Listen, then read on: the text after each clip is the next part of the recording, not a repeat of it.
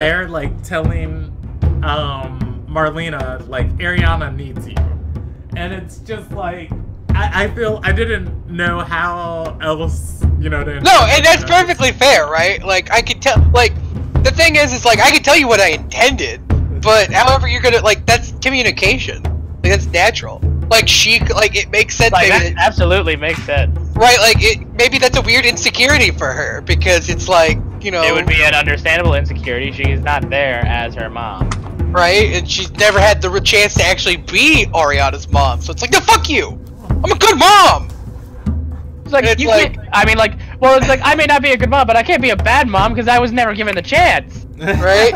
So, like, right? Like, so it makes perfect sense, and, like, and that's the thing, is, like, she could hear it as that. Me, I just said that because, one, it makes sense, because Marlena's in the room, but also it's, haha, I know what you are, you... Like, you... Sexy bitch! I'm gonna close my window so that doesn't mess up tonight, because I'm going to up my sensitivity settings. But yeah, so that's the thing. It like, you know, I can't control how you. Also, it makes sense with my low charisma that I fuck up the messaging on that. All right, we are officially live because I probably shouldn't have gone live yet because I still need to change my settings. It's the music. Yeah, it's the beautiful music. It's the soothing music, the calm before the storm. It's annoying as hell. I can't wait to die tonight. I'm not gonna let you. Let's kill tonight. That's a song. Happens. By Panic at the Disco. It's on their album Vices and Virtues. I don't believe you because I have that album and I don't remember that song. It's number 2. It's the second song on that album. Okay, it is, actually. Real quick, guys, I'm going to look away from my mic. Can you guys hear me? Testing. Yeah. Testing. Okay, cool. Yes. I up my sensitivity setting so it doesn't keep cutting out like it was before. All right. So you're saying you're more sensitive? Yes, I am. I will leave it at that. I will leave it at that. We are live, by the way, Jackal. I am well aware. And this is a great time to mention that this is a PG-13 broadcast. I don't think we're PG-13. All right. Not with you in the room. I'm allowed to. You're only allowed like one swear word, like one fuck, and I just spent it. All right. Welcome to the Ilderon Tales. Fuck, that was our one fuck. Brothers in Arms, episode 12. Tonight we are playing Dungeons and Dragons. It is a role-playing game. Everything you are going to see is live storytelling tonight. And hopefully this is the stunning conclusion to what's been a very dramatic, weird, and fun campaign. We got a full party tonight, and we are playing in the campaign setting of Ilderon. It is a homebrewed setting. If you want to know more about our world, the link to our wiki is in the description below. And then moving on past there, if you're one of my students or you're under the age of 13, parental advisory is advised. This stream is rated N for not for you. And for not for you. Interesting choice. Yeah. And moving on from there, let's recap. I don't remember how we did it last week. So this week we're gonna go from the oldest. We went from the newest to oldest. Okay. Last week we're gonna go from oldest to newest this week then. Give a description of what happened in last week's session from your character's perspective. Hopefully as short as you can make it, and then say what your character's goal is for this session, and then we'll move on. So, oldest is going to be Father Anderson. So, we got wine drunk with Paulina Kiev. She regaled us with stories about Celia Bertolf, allegedly deceased mother of Ariana Bertolf. Oh, if only she knew. And then, that conversation essentially confirmed to me that Alice is in fact Celia Bertolf, not actually dead mother of Ariana Bertolf. We then went back to the Southpel. We failed to exorcise the demon baby. Alma almost got petrified, a running theme of the night. And then we told Ariana that Alis is bad news, like, big time, with no evidence. But God, she believes us, I don't know why. Maybe it's because we're so trustworthy. And then we went to go get her stepmom, because Alis is bad news. And there, we ran into Tatis, and also into Alis, who I pissed off, and then she tried to petrify me. And then she put me in a maze. So my goals for this? Vengeance. Absolute vengeance. You know, not to damage your mood or anything. Tatis put his hands on me. I'm gonna take the hand. all right there, Wiz. Okay, moving on. The next oldest member of the party is going to be Marrow, controlled by Wolf. Yes, I am. Marrow was the only one who did not partake in drinking alcohol. At least he self-designated himself as the designated driver of the group. And during the most of that conversation with the magistrate, Marrow had to be out of the room because the party, specifically the priest, who didn't know this, Marrow being allergic to silver and trying to avoid biting everybody in the room while also having a sneezing fit, had to leave the room in front of a bunch of guards. And he's currently kind of just sitting there, standing somewhat guard at the same time, trying to figure out what's going on, while Father A and Rael are off going to get the magistrate's surrogate mom or stepmom, whatever. Stepmom. And stepmom. And yeah, he's kind of just sitting there with the priest that caused him to have a sneezing fit and almost looked like he was the one getting exercised. Well, also, yeah, and I don't really know what goal he has currently for this session. We'll find out. Next time. Dragon Balls. Alright, next it's going to be... Next time on Dragon Ball GT. Alma, controlled by Jackal. I have to remember what No, order. it's Rael, actually. Oh, okay, yeah, I was about to say, I was trying to remember which session you guys came in at. Okay, it's gonna be Rael, controlled by JV. Rael was pretty touched by the stories about Celia Bertolf and hearing more about how she sort of pushed through the Frostblight to bring Ariana into the world. So his main intention for this session is to try and redeem Alis and turn her back into Celia and turn her to the path of light.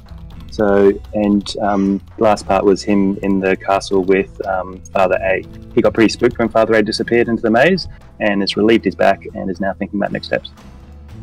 Alright, and finally we have Jackal controlling Alma. Alright. Well, my plan to exorcise the demon baby has failed. And, no, I'm not sure how I feel about that. Very mixed feelings right now. Are you confused more by the fact that Marrow reacted more to your exorcism than Ariana did? Well, it's more the fact that I'm reacting to the fact that there's such protection is the word? Is that the word I'm looking for? That's fair. On this, it leaves me very concerned. And that is where I think that's about it, really. I didn't do much. Okay. And goal for Alma this session? Goal for Alma, to be determined. That's fair. Okay. So yeah, as everybody heard, last session started off on the 11th of Hunter. You guys had a pretty roundabout day, picking up from your shopping extravaganza and investigating Joseph.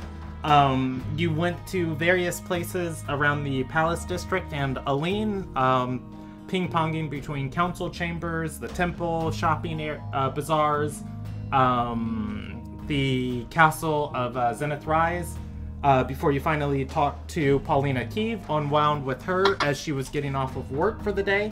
Paulina Kiev is the vice administrator of the Ethics Council. It is her job to advise Ardor's military leaders on how to wage ethical warfare and bring them to legal punishment when they don't. From there, she told you guys stories about Celia, informing you several things. Celia had a lot of curiosity and ambition. She died of frostbite.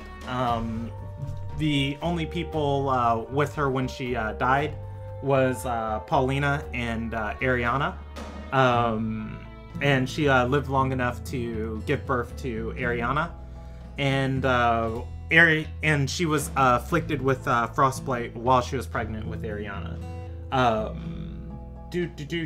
From there, you guys went to Southpel. You talked to Ariana. You told her a little bit of what you know and that you had suspicion.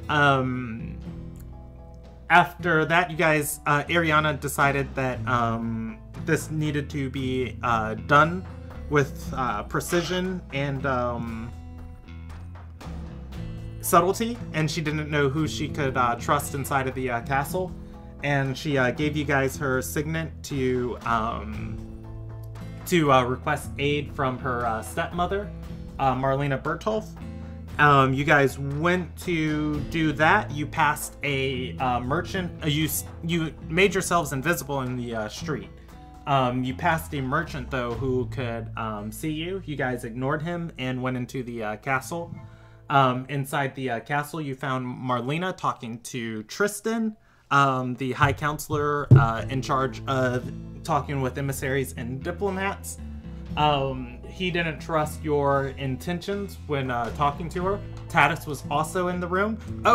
He has a character card now with pictures and everything. That's what I was doing for so long. Tatis was in the room. You guys asked for privacy. Tatis left, tried to spy on the room. Rael was watching, and he did not beat his stealth check. And he left to go and retrieve Alis. Alis came to the room and tried to defuse the situation as you guys let them know that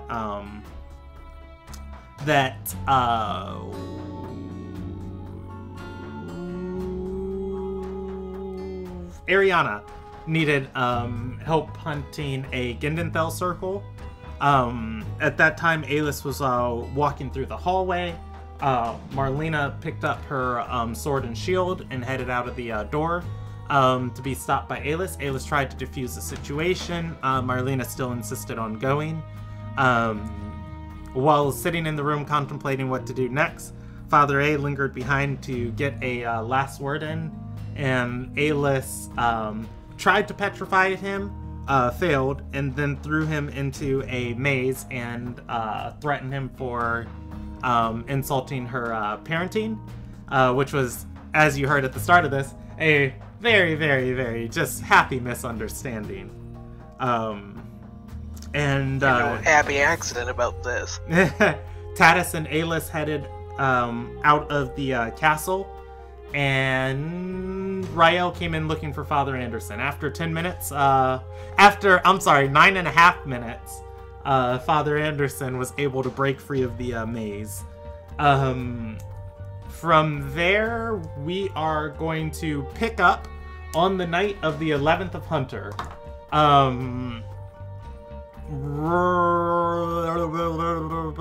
Marrow and Alma are inside of the Magnate's room back in Southpel.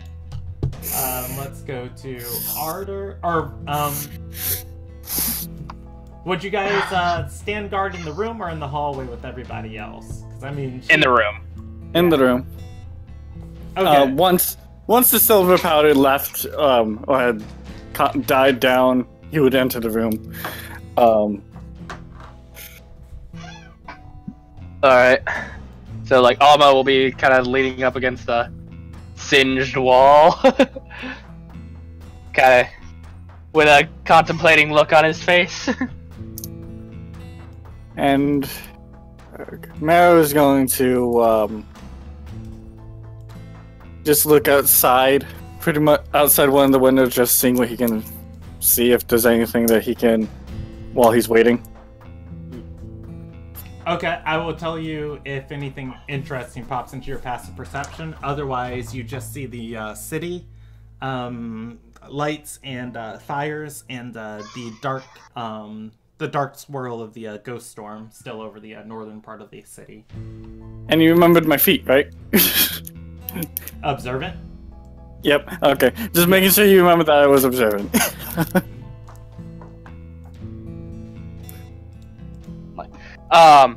Anyway, after like gonna let a couple minutes pass, and Alma will speak up. It's like, Mero or Magnate, whichever, or whatever. Would I address her by her name? No, I don't really know her. Your I would address Majesty? her by her title. Yeah. Your Majesty. If I can pick your brains a little. I'm just a little curious. When did this war start exactly?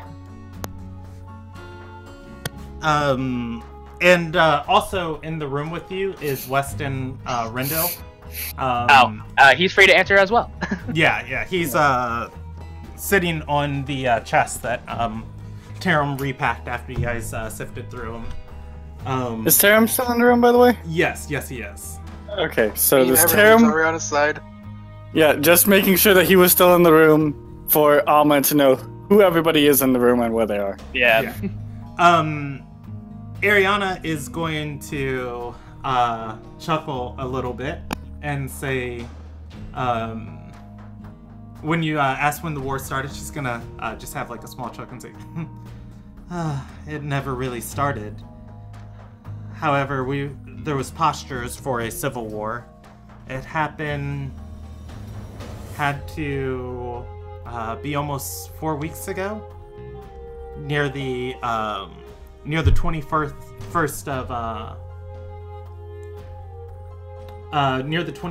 of Priestess. Marcus issued a decree demanding the lords and nobles of Ardor and Ardor Serai pledge allegiance to the throne or be declared enemies of said throne. Word got out that he was our rumors started circling that he was a member of a Gendenthal circle. She Really? shakes her head and says, No, like kind of like looking up in surprise. Really, you're No. sure of that? Oh, is she sure of it? And she's Like, is she sure of the rumor that he's a part of this, like, this so-called group? It's like, you're positive it was that group. She's going to shake her head no and say, I honestly don't know what to believe anymore. I never got a chance to talk to him. I never got a chance to meet with him. I'm sorry.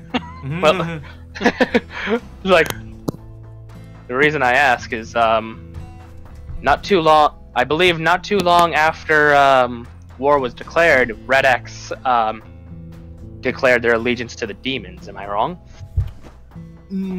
And she's gonna shake her head and say, no. The Crimson Crusades, those happened... The Civil War started last month. The Crimson Crusades started 3 months ago. Okay. No, but it's like, I'm considering, before I was planning on heading to Red X, to do some investigating, but with recent events, I feel like all the pieces I need may be lying within this city. Have I ever told you what my purpose is as a cleric of Renalta? Mara will speak up there and say, I didn't question much from a priest, but I wouldn't, as what you do with what your religion is up to you. As long as you're here to help us, I don't mind, but I wouldn't mind knowing if you are willing to share. But it's not my place to pry. It is to protect the cycle of life and death. And as you can tell, things have been disturbing it. My job, protecting this cycle, mainly contains 2 jobs. First is to guide the dead to the bridge, so that they may receive their judgment and peace. The other is to drag heretics before Renalta's feet, and so she may punish them. Well, I'll say this. If I was committing heresy, you would be more than likely to know. As long as it's not heresy to try and practice what most consider a curse and try and turn it to a blessing. It's, admittedly, it's not favored, but it's not heretical. It's more of a leave alone and don't interfere. I bring this up because I plan to hunt down the ringleaders of whatever started the Crimson Crusades. However, with recent events, I think what happened at Red X may begin to repeat here. And what information do you have to say on what gives you that feeling? Just events. First, the Ghost Portal, which was admittedly opened by Renalta, but was then tampered with to do things not intended. Then, with the recent information of the curses, and the methods of which used. Very similar to demon rituals, not too far off, actually.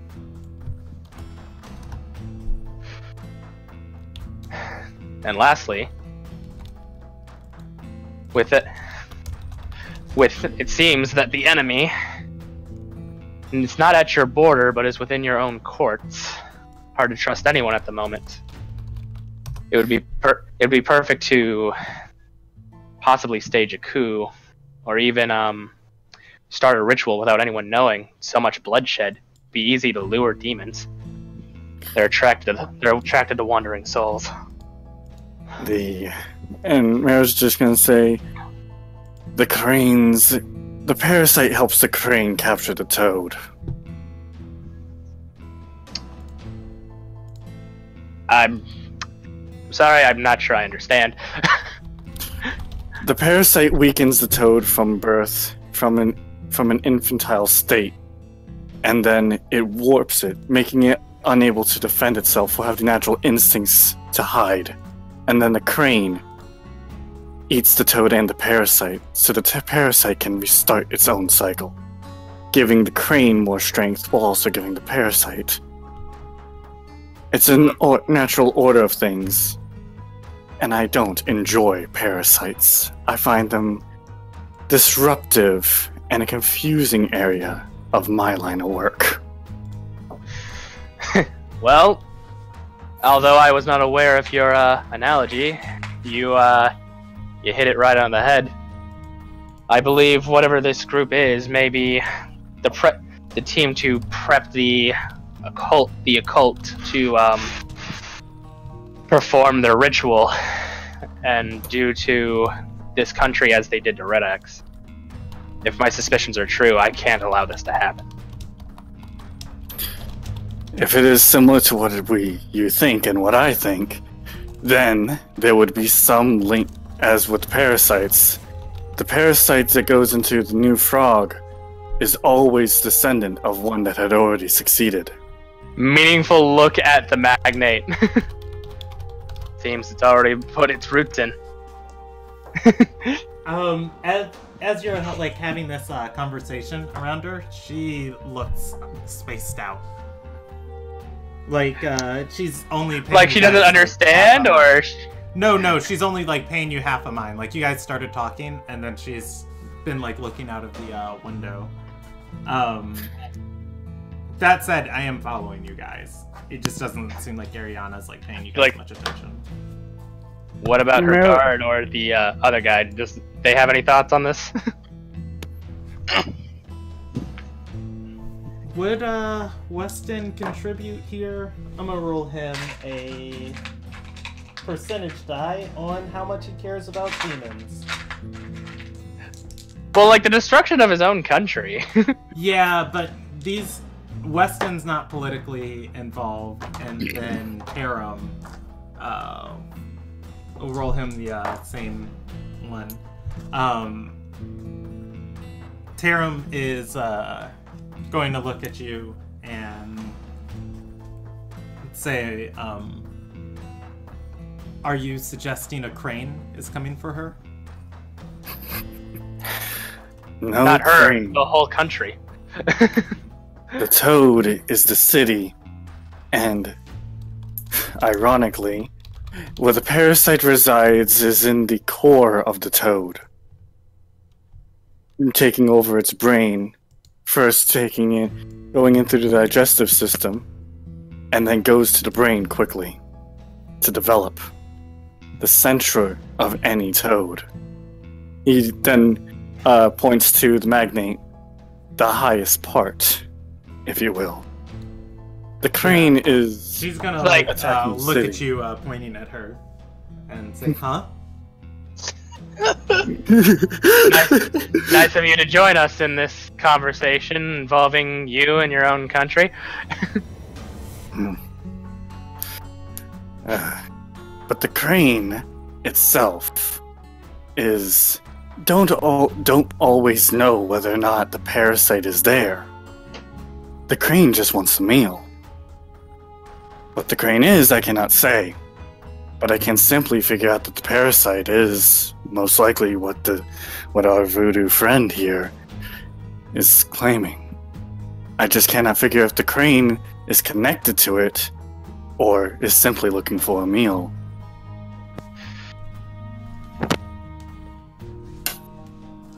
Ariana is going to speak up and say, what do you suggest the next steps are? Because my country is all I ever think about. Well, I know you're not lying on that. Your recent actions prove it. She speaks up and says,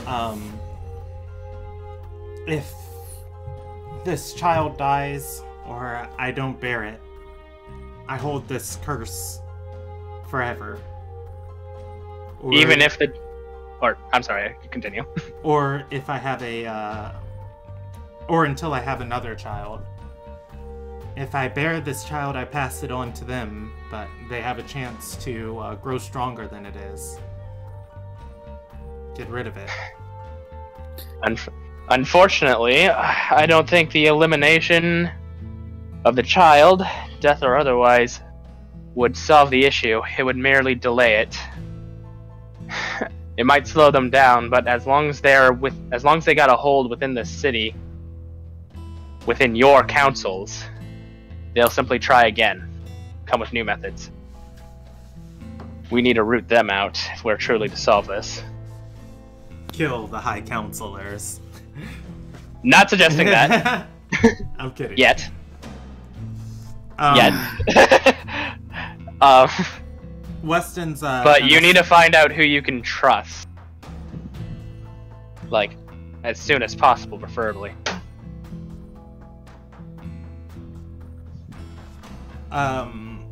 Weston's gonna speak up and say,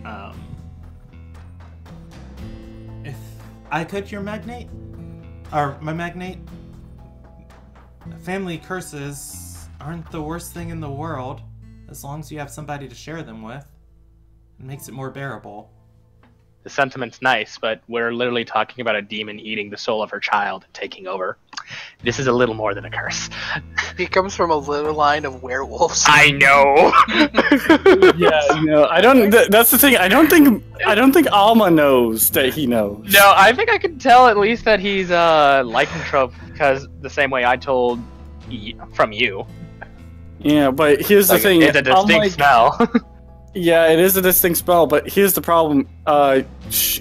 Werewolves and shifters have different scents. Well, yeah, I can tell he's not human, at the very least. Well, Weston told you guys he's not a lycanthrope either. Well, he just has. Well, no, it's he like is when he. And let's see. What he told Marrow. His family is cursed by a greater devil. He has to uphold a certain duty.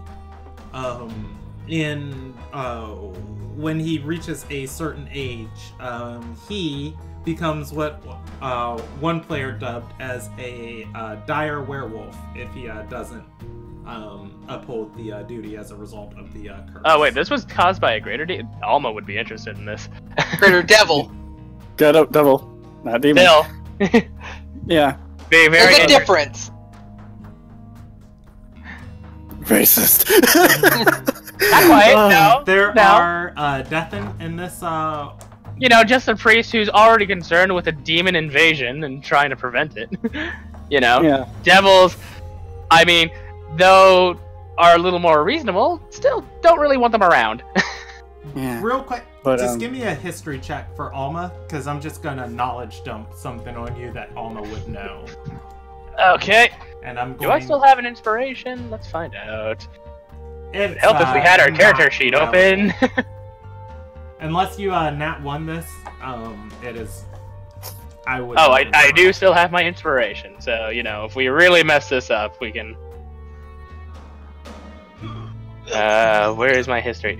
Alright, +0 modifier, let's go. Believe. I believe in you. Welcome. Come on. Don't nat 1. Don't nat 1. Didn't nat 1. I mean, not that one. 5. You know, Alma is aware Deathan are a thing. They don't exist anymore because they've all been killed off. You're not really sure what they were or what caused them, but they're like demonic empowered devil cursed people that were like loosely associated with werewolves. That's about all you know. Would there have been a purge of them caused by the church, or there would have been, but you don't remember when it was or why it was, because it's like, who cares? It's ancient history. It's ancient history, and we're only concerned with the present. Yeah.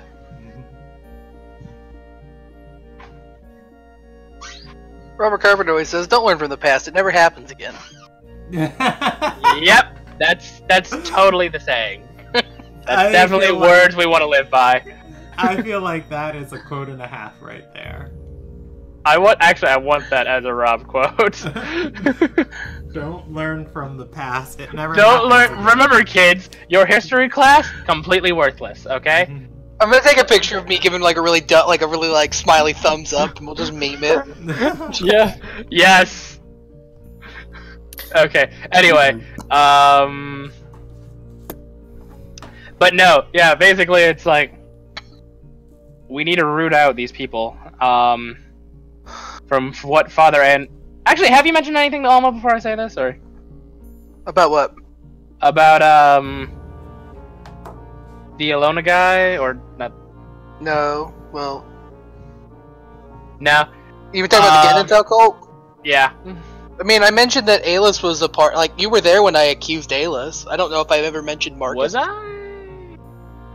Yeah, we were in the Yeah. room because we did that when we went to do guys the were- exorcism. Yeah, in this room right here. Okay, It this literally room. happened last Okay, yeah, time. no, like Father A seems to have little more knowledge on possible suspects. It would probably be wise to wait for his return and work from his knowledge. See if we can narrow down any suspects from there.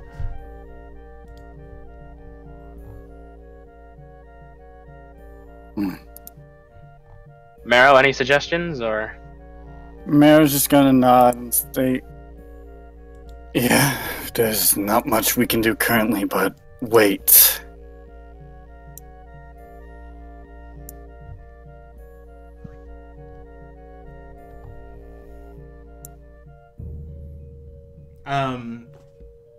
Ariana is going to stand up, walk to the windowsill, and lean over and look out, looking at the city, and say, "And welcome to my prison."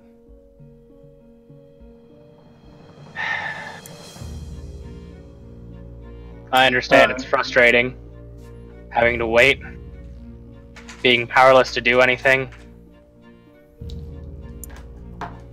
Feel like the world's about to burn down and you're the only one that can stop it.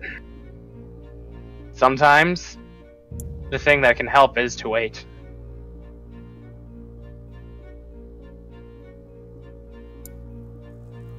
Mayor's going to say, in Judic, may time heal these wounds, not let the, what was it? May time heal these wounds and not let the pus fester. Gross. I'm sorry, we're being sages right now. I'm sorry for getting philosophical. Yeah, at this, Ariana is going to look back at you guys and say, there's no need for us to all suffer. Go get some rest. We'll meet in the morning with Marlena.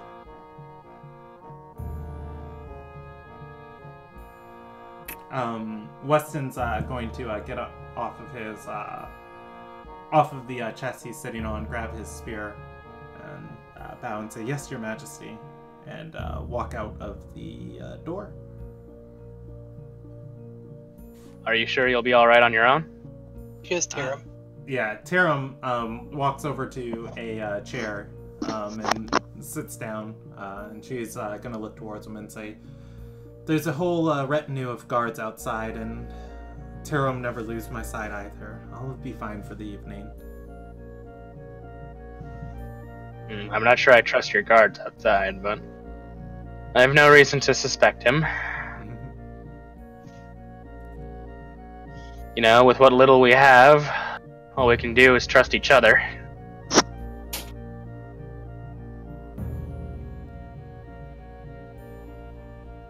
And with that, Alma will grab his things and stand by the door waiting for Marrow. Marrow's going to... Damn it.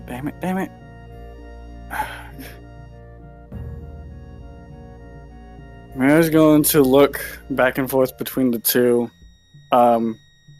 Take one last look out the window. And then start heading out. Just head hanging low.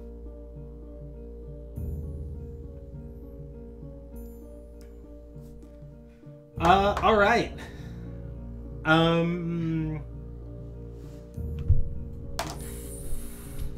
Let's see. What do you guys... Go ahead. Well, I mean, as far as like the rest of the night, I would like to prepare the spell Clairvoyance. Okay. And, I gotta go through my spell list and decide what I'm gonna get rid of for that. Okay. As far as Marrow, do you guys, Marrow and Alma, do you guys head back to your room and wait for the evening? Here's the problem. As a player, I don't know. As a player and as a character, Marrow would be more inclined to wait to try and figure out. Well, here's the thing. Did we specify where we would meet up after Father A and Rael's adventure over to where they were going? Or were we just under the assumption that they would just come back here? Yeah, no, under the assumption they'd come back. Yeah.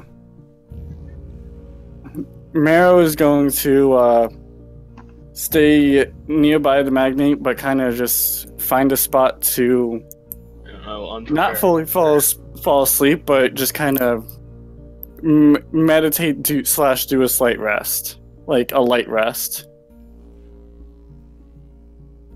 if that's okay.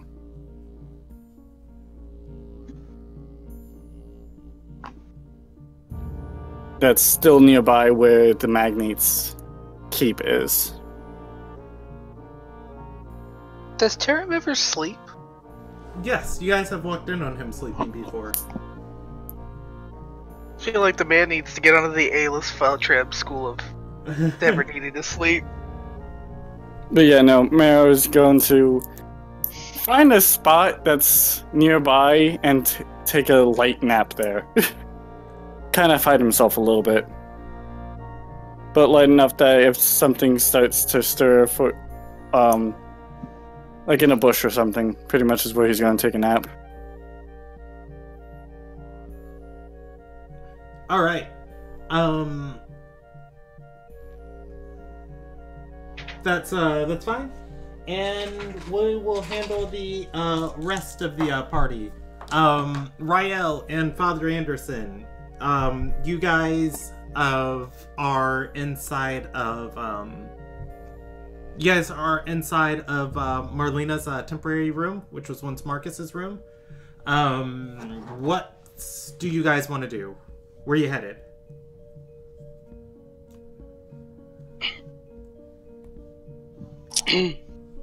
We should report back to the magnate. Agree. We were supposed to do this with some amount of subtlety, and we kind of failed at that. By my reckoning, High Counselor Tristan knows too much, but Alis and Tatus didn't learn much more than we were trying to seek out the Marlena. Well, it's just concerning, but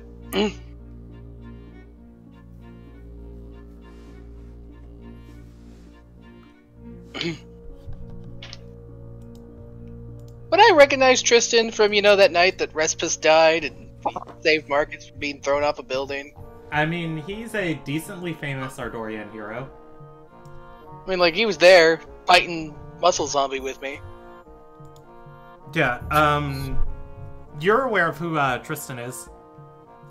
Because, I mean, like, it's not, he could turn out to be super fucking evil, like he kind of is. But, I feel like, yeah, he's there. Yeah, he's not in the room with you anymore. He left. But, but I mean, like, because Ryle's saying, like, hey, he knows too much. It's like, no, he's fine.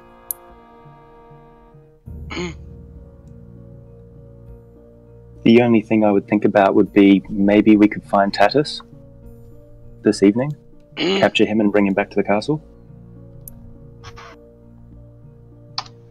I'm, not against the plan, but, I'm gonna hurt that man, Ryle. As long as you don't kill him, he has valuable information, and if we can capture him and I can raid his thoughts for information. I feel that we should go talk to Ariana first. Let's go.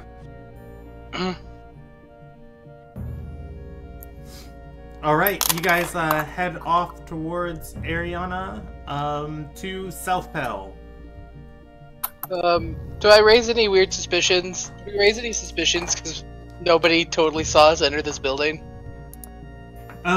Leaving that, actually, let's go ahead and I'll roll you guys a check on that. I probably should have just shut up, but I'm like, Shosinus entered, and now Father A and Ryle are leaving. Just like, shush, like, continuity's important. Yeah. Well, I rolled you guys a percentage event die, and you guys are absolutely killing these in the best way possible. As you are moving to leave out of the castle, Johnny is going to be walking around a corner and bump into you guys with his head dug into a tome. And he is going to look up and say, the Magnate's Knights. How is she recovering? As well as can be expected. He nods and says, yes. I have a new plan to close this ghost portal. Could I borrow you for the evening? I really must get back to the Magnate. There's important business that we were sent on. A brief summary could be useful.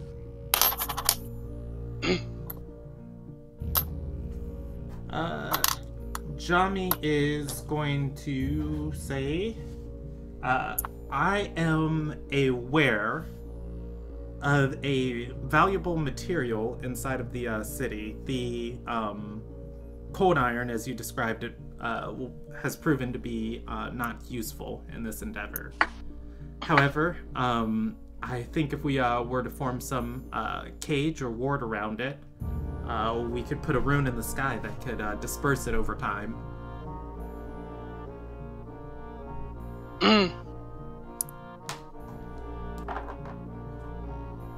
That could work. We haven't talked to Jami since the fight with Joseph, have we? Nope, not since before that.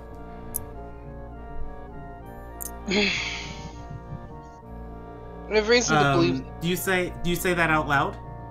Well, no, I was just like, oh, like that was like me it occurring to me. Oh, okay. Like, oh, I don't think we've actually talked to you since I have reason to suspect arcane vampires might have something to do with this still being a problem. We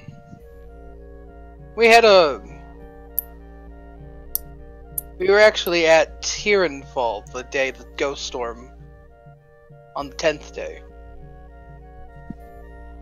There we encountered a dwarf. Khalif? I don't know. Him and a vampire. We think that perhaps some arcane magic is being used to keep the ghost storm alive and well.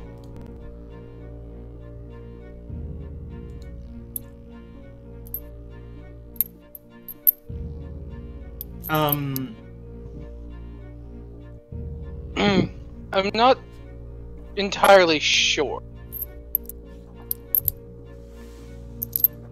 And I'd question him for you, but I killed him.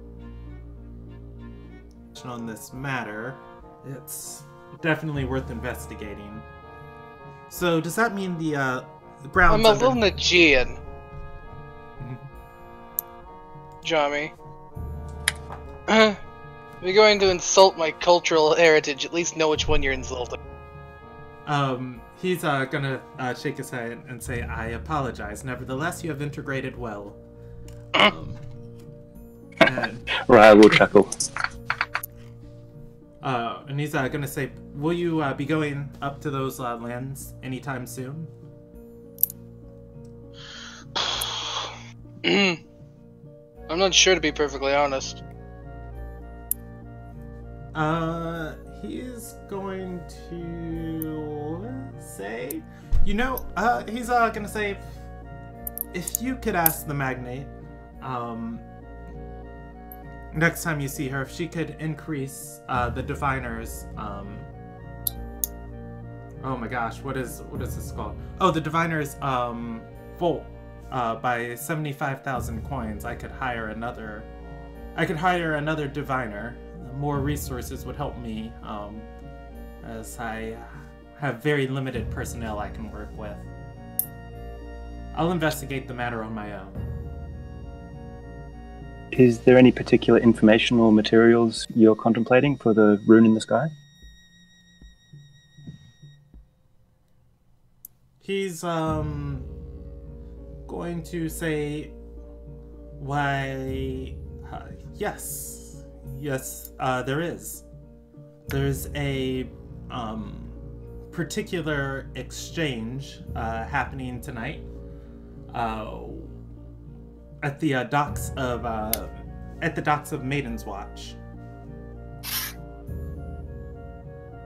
As you know, diamonds are very difficult to acquire, but there's a merchant claiming to sell something of a similar composition. A substance hard enough that can bend and refract light without breaking could be a necessary conduit to perform or to inscribe the base spell of the ritual on.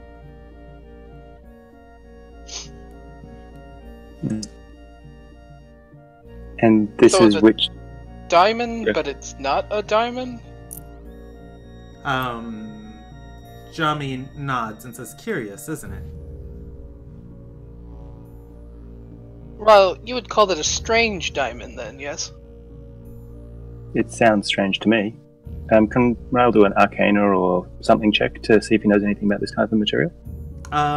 Yeah, go ahead. I'm gonna put this at very hard, which would put it about at 25.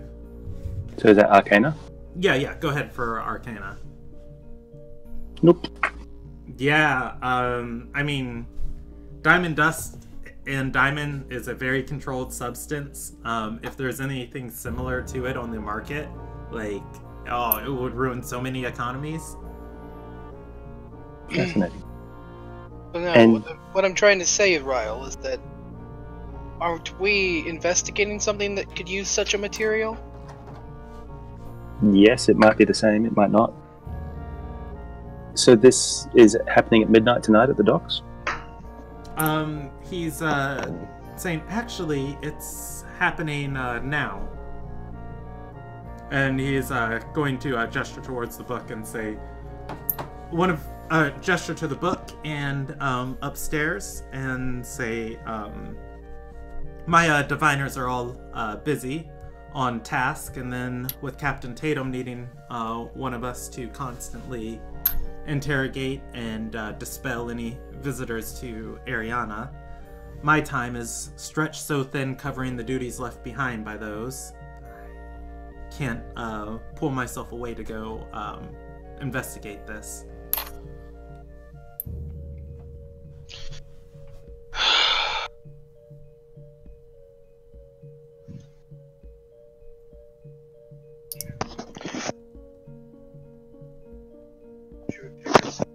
Rail's thinking.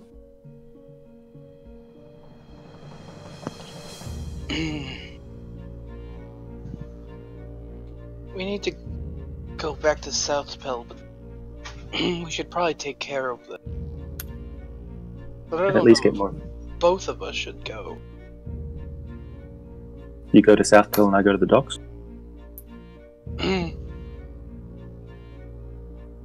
It might be the most...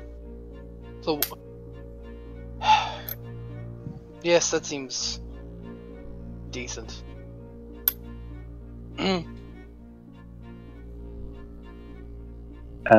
Oh, what's the diviner's title? Zenit, our head diviner, Jami Orison. Hold on, I will show it to you. Yeah, I see it now. It's just Ryle doesn't know what to call him. So he's going to, go to him and say, My lord, I could be made available. yeah. Oh, I really want to get sassy all of a sudden. He's Elvish though, right? He is an elf. Ryle will switch to Elvish then. I could make my time available this evening to go to the docks if you wish, and learn more about this material and how it might be useful, or how we could acquire some.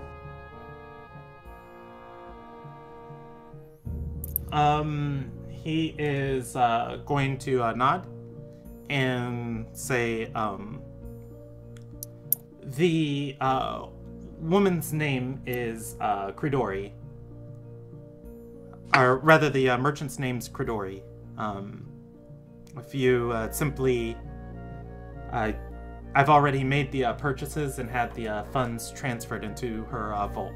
If you could just retrieve it and bring it back here, I would be very, very thankful. Very well. And just, I'm picking up the parcel for the Lord Diviner Jami Orison, or is there anything in particular to prove that I am a messenger for you? He is going to wave a hand and say, Rael Caltris,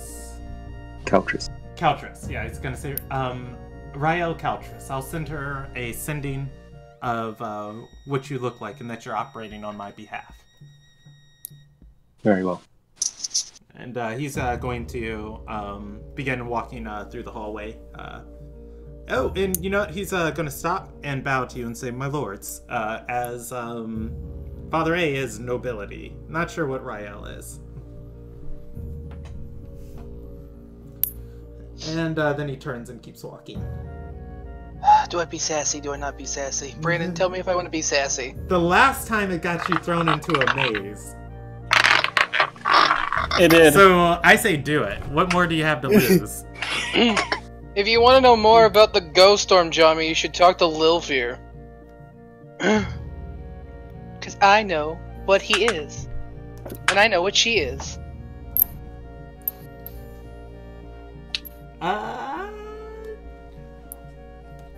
Jami is gonna look at you, eyes squinted, and say, I'm unfamiliar with the name.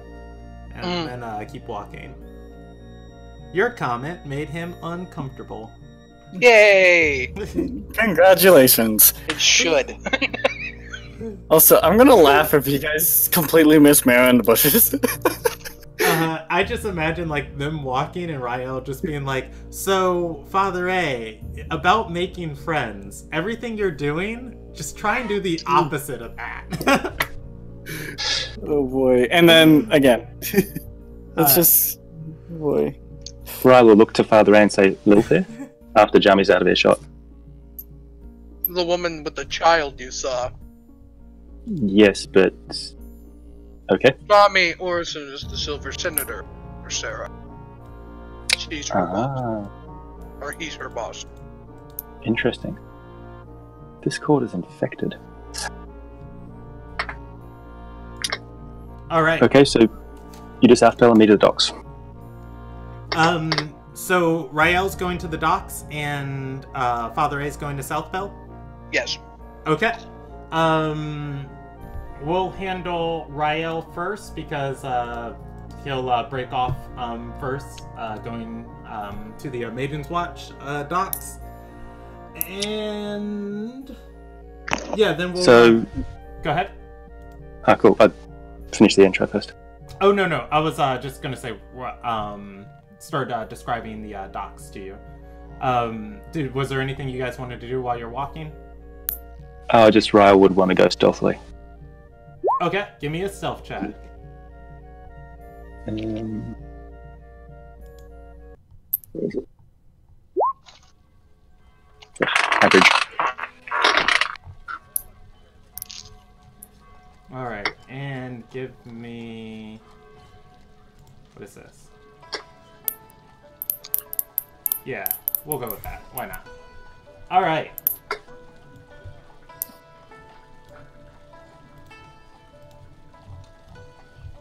Alright, 14, cool. Heading to the Maiden's Watch docks. There are going to be several wooden piers built out going into the river. You can see riverboats sailing up and down the river. Lanterns on deck lighting up the quarters and yeah, I guess I forgot the other name for rooms on the ship. On each ship, lighting them up in the night, and even at this time of the night, the Maiden's Watch docks are still active. There are going to be people moving about here, and just looking for shipments that have came in recently. Rael is going to... Rael's going to notice several things as you're in this area. Because you notice all the stuff. It's almost like he's trained to notice things. The first of which you are going to see a child standing alone. Or rather sitting alone on a stack of boxes. You recognize her as Emberstride, the girl you saw earlier in the inn. There are a group of people crowded around a entertainer who is singing and dancing as people are moving through and from here. It looks like there is one person with a gosh, my words are all gone tonight. It is a drum. It's a single drum, and I can't not remember the name of this type of drum. And they are tapping a beat that she is dancing and singing to. There are about 8 people gathered around her. You notice that, and they are...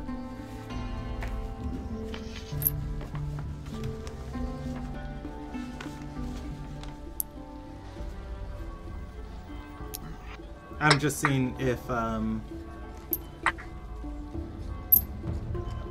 Yeah, they're going to be outside of the Singing Falcon Inn.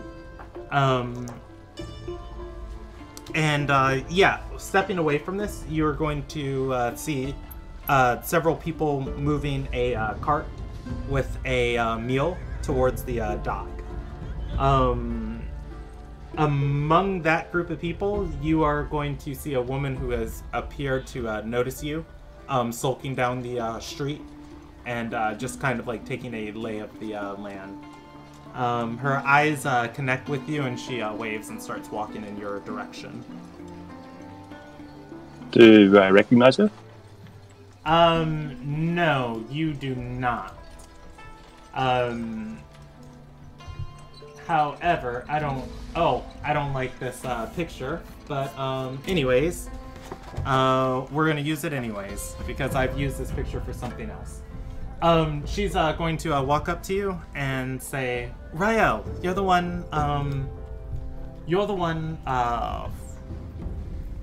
Jami described. You're here to pick up that material? Yes.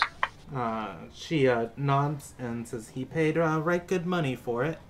And she is going to hand you a sack. And she's going to say, my research notes are in the bag on it too. Rai will do a brief investigation of the sack. Inside, you are going to see three long crystals. They are large in nature, probably about a foot and a half tall, and then their thickness maybe 7 inches thick, and they are jagged in nature, kind of like this, as what I'm drawing. And jingling around in the bag with the crystals is going to be a small black journal. And you are? She's going to offer a hand forward and say, Credori. He didn't say whether to pick him up directly from the merchant or not. Ryle will take her hand and bow. And can I do an insight to see if she is telling the truth or acting suspicious? Yes, you can.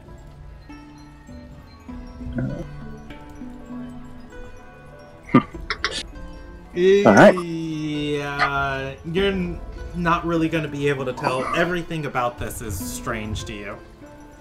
With what Father A told you, with who you're seeing here, with her recognizing you, it's hard to tell. But I mean, this is probably who you came for. Alright. Very well, Rai will bow, take the sack, and try and take a different route back to the palace. Okay. Alright, we can handle that quickly. Heading off from the palace. Are heading towards the palace. You are going to get to Zenith Rise. Do you just drop these off in Jami's office? Yeah, he'd like to speak to Jami in person, though. Okay, yeah. The office is on lock. Jami is he gonna be here? You're able to track him down because he isn't hiding or anything. Yeah, he would just be in the Grand Vestibule, or the Grand Feast Hall, reading over his book, eating a meal, and trying to get as much done in one sitting as possible. Coming to him with the sack, he is going to look up and say, you work quick and efficient, thank you. And he's going to say, shall I compensate you as a messenger? As you wish. He's gonna say, because of the value of this packet in your service, and he'll dish out 50 gold coins. This was given to me by Credori. Is that who you were expecting? He nods and says, yes, that was the merchant. Very well. And I will just kick himself for not reading that journal on the way. But too late. He will bow and leave. All right. Yeah, he's gonna take the bag and the shards, and he's gonna head upstairs. All right. You head back to South Pell. Father A, going to South Pell. You get there. It's a nice, quiet evening. Marlena has beat you here. I imagine she would. She got a 10-minute head start. And then I had to talk to Jami. I'm just glad that I didn't apparently get, mugged. Oh, about that. I'm kidding. You are in... Sucks for the mugger. Yeah, you're in South Pell. I've described this place a dozen times. You're in the entrance vestibule. Where would you like to go? Ariana. Fast travel. No, I'm kidding. Okay, upstairs, Ariana's room. Of course, all of the guards are out here. They're just going to pat you down, inspect you once over. They're not going to waste the spell slots this time. And nothing's really changed about Father A. It is the middle of the evening. It is late in the evening, knocking on her door. She is going to be awake in here, and stepping in, she's going to be having a conversation with Marlena, and yeah, they'll be sitting at a table. I'm just trying to think what the mood would be in here. How well Marlena's taking this. Oh, because I think I mentioned that same Gendenthal cult that Marcus was part of. Yeah. And let's go back to the suspense music. I make a lot of terrible decisions. It's great, Well, you're already talking about the cult trying to take over. I mean, they tried, then I'm Marcus. Alright. In this, we'll just do this. This is all we need. In this room, Ariana is sitting at a table with Marlena, and she is going to say...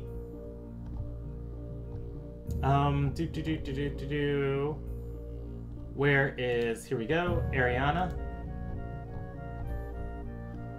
And then we need Marlena.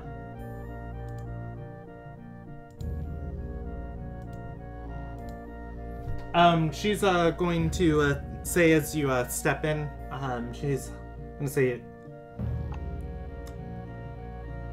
now, you can't just go accusing people of being in a Gendenthal cult. That's something very heinous. You saw what happened in Red Axe. And Ariana's going to rebuttal and say, yes, but we have reasonable suspicion. It has to be investigated. And she's going to say, look, this is your country now. You're leading in your father's stead.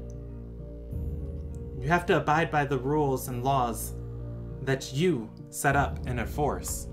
If you do it by the justice of your system and councils.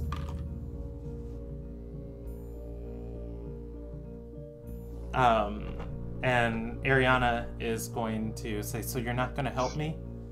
Marlena is going to say, had I known you were even alive, I would love you like you were my own child with every breath in my body. And I'd give you the same advice I'd give Marcus. And she's going to say, this got him killed.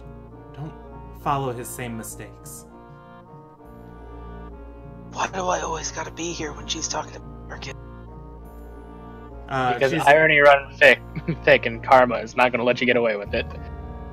She's going to look at Father A entering, and she's gonna nod to him and say her claims are unsubstantiated.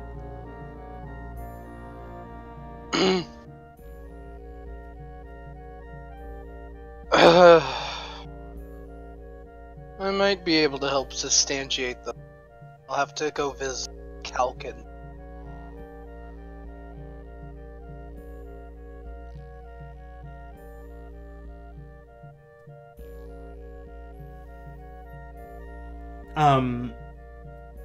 Marlena is going to inhale and exhale and nod and say, there's a Nazarian embassy inside of town. They'd have investigators too, but also your guard captains are very competent. Well, I don't state this because I have a lack of faith in or the guard captain.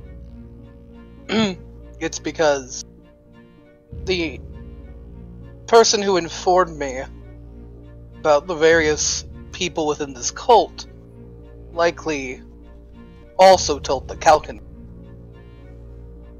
If there's anything resembling hard evidence, I might already have it.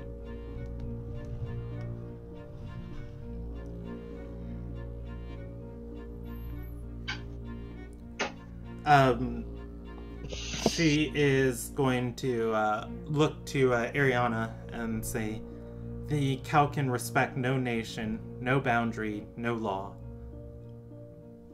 To harbor one of their emissaries as a diplomat is to give them free rein to kill recklessly within your country. She's gonna nod and say, I don't advise it, but if they do have evidence, I can speak with them on your behalf.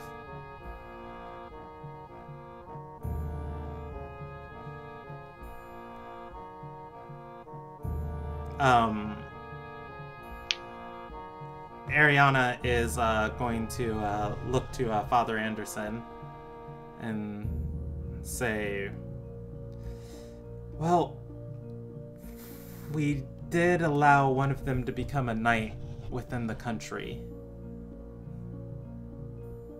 And then she's going to say, but he is missing. He's with Oro. She's gonna say, do you think we could wait several days until he returns? Perhaps they'd be more willing. Very much doubt that we have that kind of time. I wasn't able to summon Marlena with the type of stealth that you requested.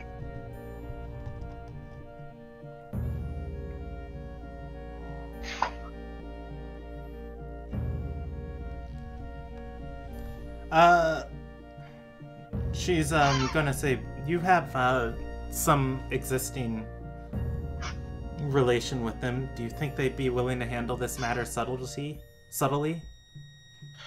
Depends on which one I talk to.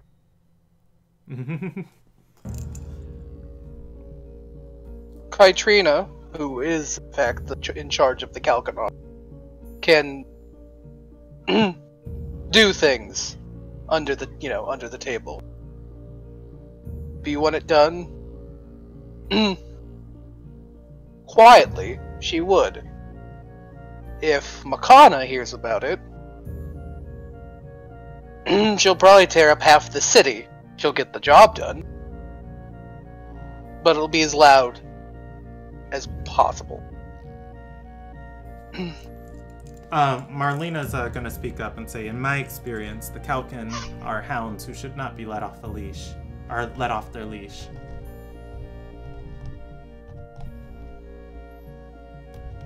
They're good at what they do. And she hesitates for a moment and says, but they do it without any thought to the society they're in.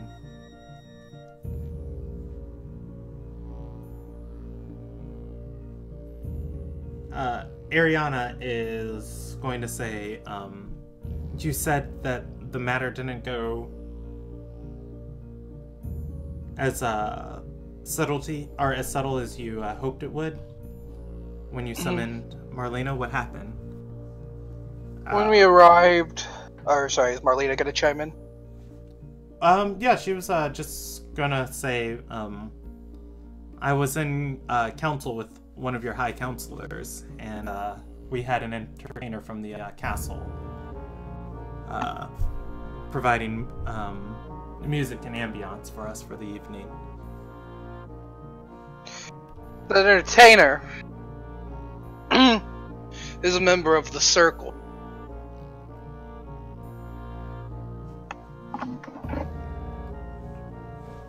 He summoned Aylis.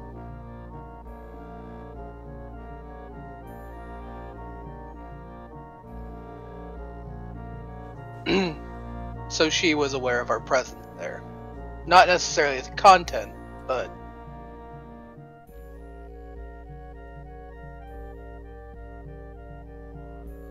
Marlena's going to stand up, put her hands behind her back, and say, understand, I wield the same authority in this country as you do. And till you remarry, the title of Consort Regent's mine. I choose not to undermine you in this matter, but I advise, and she's going to look at Father A and say, we don't claim that this person is a member of the Circle. Instead, we give them a trial. And if their deeds are brought to light and they're found to be guilty of such a crime, then we execute every measure within our power and authority to bring each and every one of them to justice.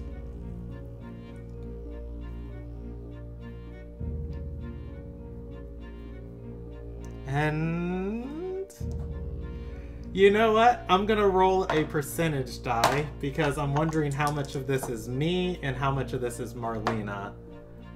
And she doesn't know anything about Father A. Not a damn thing. She is going to say, this isn't a Lil Nagai. We don't persecute people just because their faith might be strange or that we don't know oh my god, Father A's gonna do a beating! I'm just gonna say we're heroes to everybody. I know. That's why I immigrated here after the son Yith killed my entire family for my strange beliefs.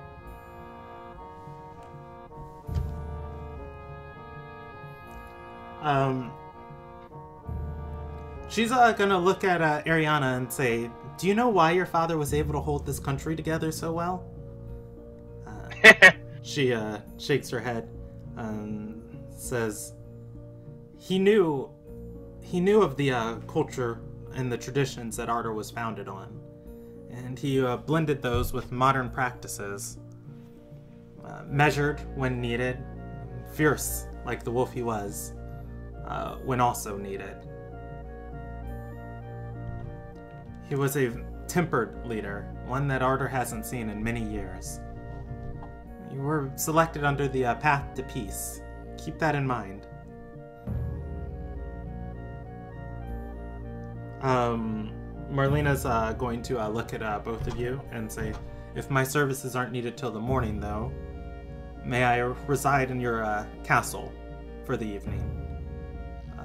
Ariana's going to put up a hand, and she's going to bow and say, Your Majesty. Then nod politely to Father A. Turn to leave. She starts walking out. I ain't gonna stop her. Mm-hmm. What am I gonna do? Turn around and be like, I killed your son! By the way, I killed your son. I thought you would want to know. Ariana's going to curse. Say, Rian, Southerner through and through.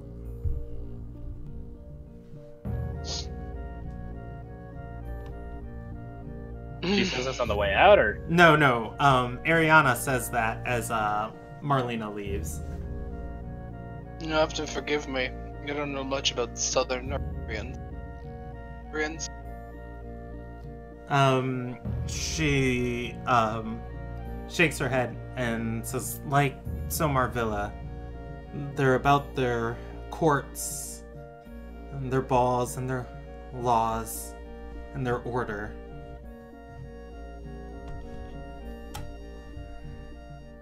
There's nothing wrong with that.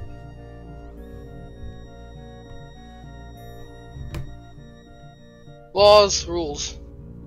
It's what keeps things moving. Generally speaking, I agree with her. But this isn't just a simple accusation. You know, we're not accusing common citizens conspiracy or even just being a part of a cult you don't agree with. Ayless is dangerous.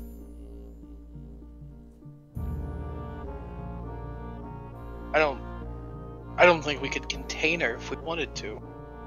We do.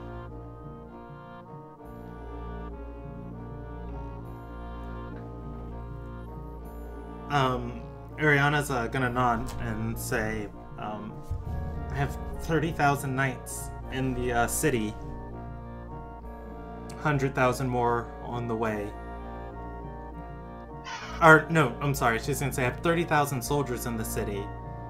100,000 more on the way. 1,000 knights at my disposal. Could point them in her direction, but what would that solve? Nothing. She nods and says, on one hand, I'm the most powerful person in the world. On the other, powerless to do anything. It's not true at all. You have No, that's pretty true. You can wield it. It's more about the type of power that you have. You can't wield. You can't expect enough bodies. You know, and you can potentially solve the problem. As strong as she is, she has limited resources. But it's not the smart way to handle them.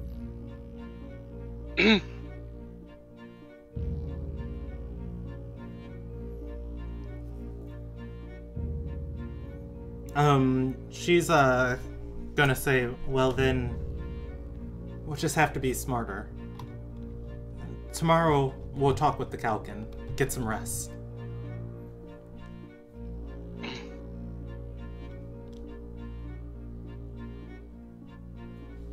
If that's what you wish. Alright. Ariana is gonna go sit down on the bed. Taram will walk you to the door. Oh, yeah, I'm sorry. And Mero is going to be up as Father A's stepping out with the guards in the hallway. He was catnapping. They would have. Father, or Mero's a dog. Yeah, I know, but a catnap's still a thing that anyone can do. But yeah, the guards would have woken him, telling him that Father A has came back. Yeah, if Father A leaves the room, Marrow's waiting for him outside.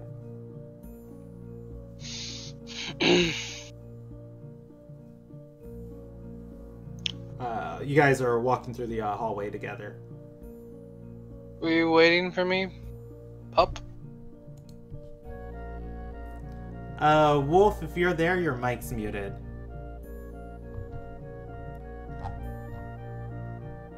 There we go.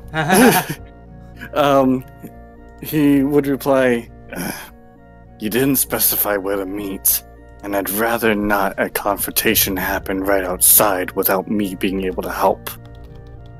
That's reasonable. I'm fully intended to return. I'm already headed back to rest, but I decided to stay behind. So, As I said, best to work as a team. I appreciate that. I'll be waiting for Ryle. Mm.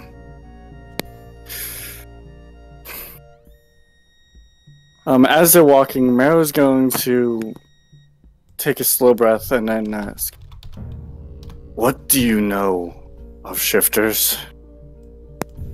Not a thing. Well, actually, I guess, I don't know. Would I? You want me to do the flat history check? I mean, no. Been around a long time. You know of Marrow. That's Fair. it. Yeah, you That's know my thing. Marrow I was and working Ryle. off that. And Meryl's told you a lot about them. Like, I Look, think do you know? Not No, much. he knows that Alma's a shifter. they're half lycanthropes. Yeah, but there's the thing about, in terms of my last name, Esterai, Yeah. I'd prefer it if you don't bring it up that much.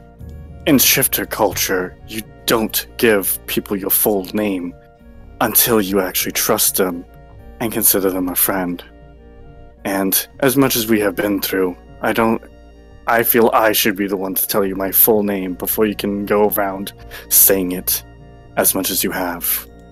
I call you pup. Fair enough. But When I use your full name, I introduce you Lord Marrow Estera. that's the problem. Marrow's not actually my first name. And Well. I prefer it to keep it that way. I'm sorry, but I don't entirely see your point. I don't know your first name, apparently. So I haven't been using it. Fair enough, but it kind of irks me to say my wandering name and my actual last name. It's a bit disrespectful to me. And Pup isn't. I endure you calling me pup, but that's more of a smack to my face than anything else. I'm sorry, that wasn't Rob, that was me. No, no. I was just making an offhand comment. I didn't mean to answer for him. Yeah, no, but it's just like, he would take a moment and actually say, I adore you calling me pup, but he would take a moment and then say that even if Father A didn't say that. Then what would you prefer I do? You can call me pup, or you can tell them that I'm a lord if you wish. Just don't tell them my last name. Fine. If possible. I understand in this realm that's not always easy.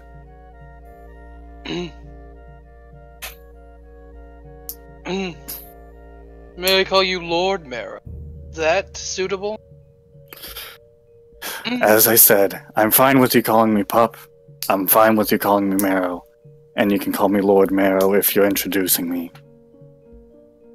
I just don't enjoy people calling me by a wandering name and my real last name, as confusing as that might be to you. Duly noted.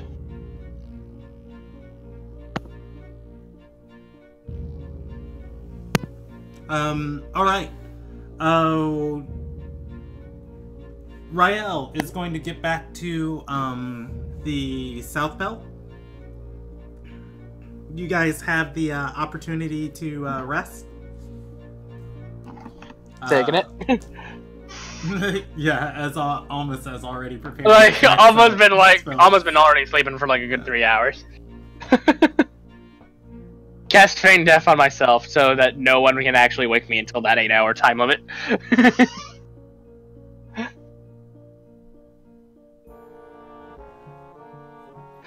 Actually, I do have a question. If I do cast Feign Death on myself, would it technically instantly cancel because I'm no longer focusing on it, or do I have to wait like the 8 hours?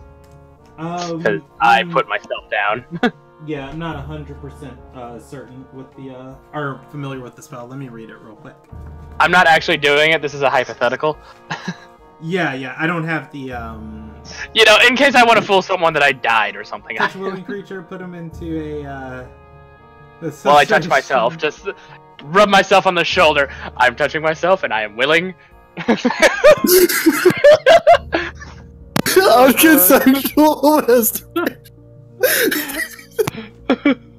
I'm consensually rubbing my own shoulder. But anyways, yeah, you can put it on yourself. You wouldn't be able to wake yourself. So basically, I would be stuck in that for like the 8 hours, or someone, for 1 hour. Or someone would 1 have hour. to dispel. It's a 1 hour? Yes. Okay. I'm thinking of a Mission Impossible, but maybe not me. As I am the caster, I can shut it off. But if I put myself down, I'm stuck there for the limit. but yeah. Yeah, effectively. Trying to think if there's anything. Nah.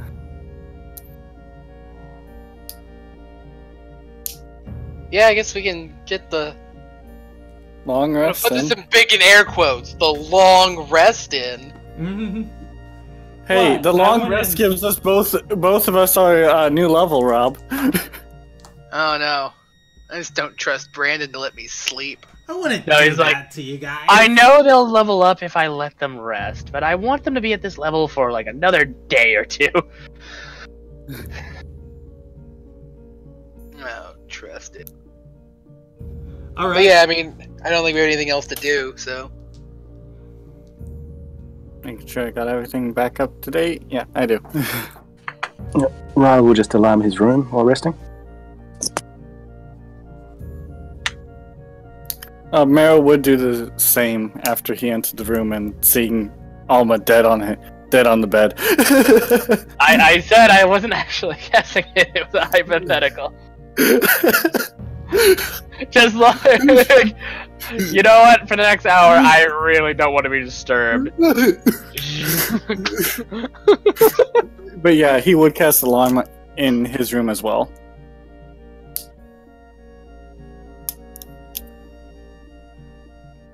Before getting his full rest in.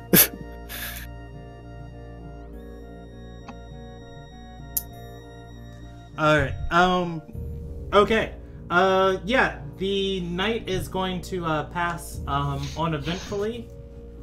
It is the morning of the 12th of Hunter. You guys made it. You're still alive. So you We could just say need one more day. the morning after. I'm still the designated driver.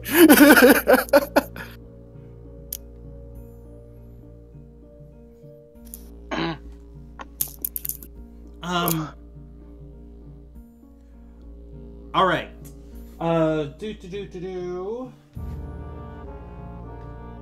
Let me look at something real quick. I misplaced a book that I needed. Why would I do this to myself? Because you hate yourself. I know, right? It's like I literally just had this on stream, and everybody saw me look at it. Oh, I see it. Okay. Cool. So it is the morning of the 12th of Hunter. You guys wake up in South Pell. The party, one by one, is going to wake up, prepare your spell slots, gather up. I'm assuming you guys are using the big room that you had before when everybody was staying here. Mm-hmm. And yep, there was that other page I was going to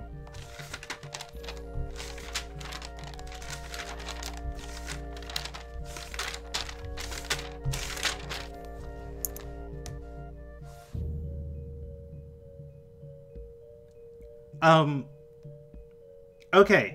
Yeah, you guys are all awake in the morning of the 12th. You're in the large room that Sindel, Johan, Reyna, Father Ray, and like 2 more people stayed at when you guys had to stay here. You have met up for the morning. The sunrise is happening on the northwestern side of the city. What do you guys want to do? I'm going to test their magical security, and I'm going to cast clairvoyance. And yes, I have the spell components. I walked in the city with this spell when I first made this character. Okay. And put it in her room. In Ariana's room? Yes. Okay, give me. I have been in there 1 before. second. I know what it looks like. Yeah, for the first time ever, you can see it is empty. Her room is empty. Yes. It either has protection from clairvoyance, or they are actually gone.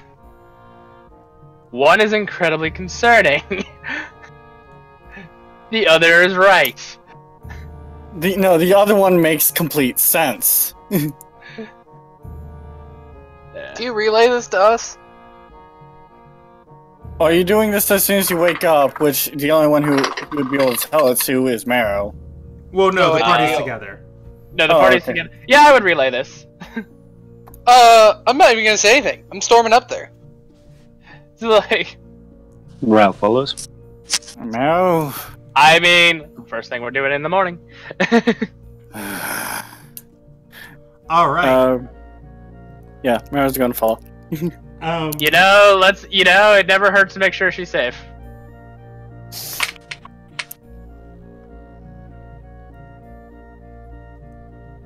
All right. As you guys all turn to run out of the room, you are going to almost run head first into a whole battalion. Well, not battalion. Yeah. Wow, I guess whole it'll be- battalion in a hallway? Damn. Yeah, I'm trying to remember what the smaller group, a whole unit of knights. Unit is the correct word, yes. Yeah, and you guys are almost going to run headfirst into them, and you can see between them, Ariana is walking down the hallway towards you. People and servants are stood aside, looking almost in a small bit of horror.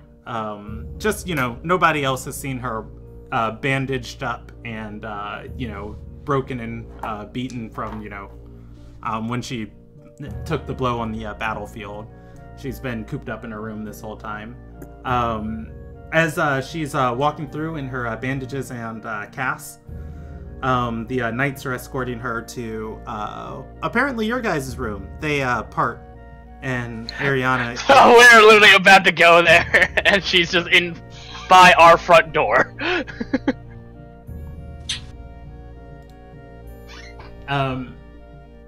Good morning. Yeah, and she'll greet you and say, "Good morning. Where are you rushing to? The Calkin office?" Ariana, by the way, looks like she's seen a ghost. Somewhat embarrassingly, heading up to your room. She's gonna nod and say, "Well, I was coming down to see you. If we could speak privately for a moment." A gesture to our weird communal bedroom. She's Really, it's a barracks chamber. gonna Think hold about up her hand at all the guards. And how's she feel about Alma and Marrow? She's alright with them. I mean, we sleep with our clothes on, to my knowledge. Yeah. Well, at this point, we'd be dressed. Yeah. Yeah. And No, we're not busting out in our, skimmies. This can't wait. Clothes are not an option at the moment. even Tarum is going to stand aside as she steps into the room, and she's got a bundle of cloth in her hands, and she's going to step into the room and unwrap it, walking towards a table, and she's going to say, "This was in my room this morning when I woke."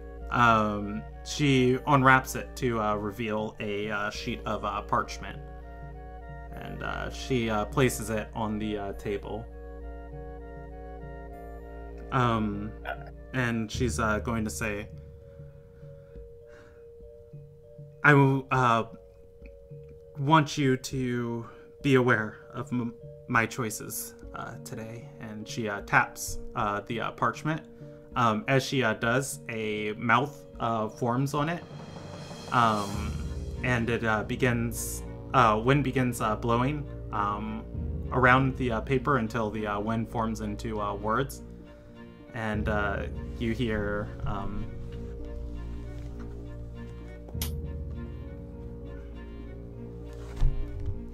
"Your father wrote of the name several times before, the winter flower. I know of the birthmark behind your ear. I know the innate generosity you feel, and the duty and honor that runs through our blood. I know your connection with the eye and the gods, as I have it too. I am your mother, and it's time for us to see through your father's lies. Come alone to the memorial at midday. I'll be waiting and we can talk. Only alone."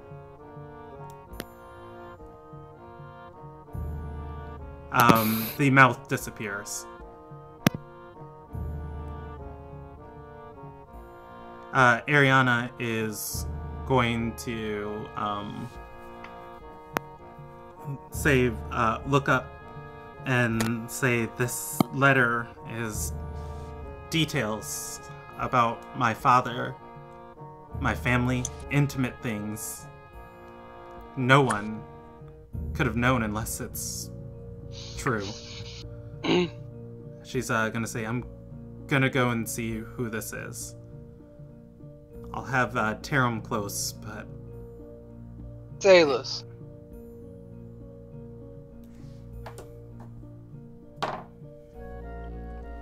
She's gonna laugh a little hysterically and say, "What?"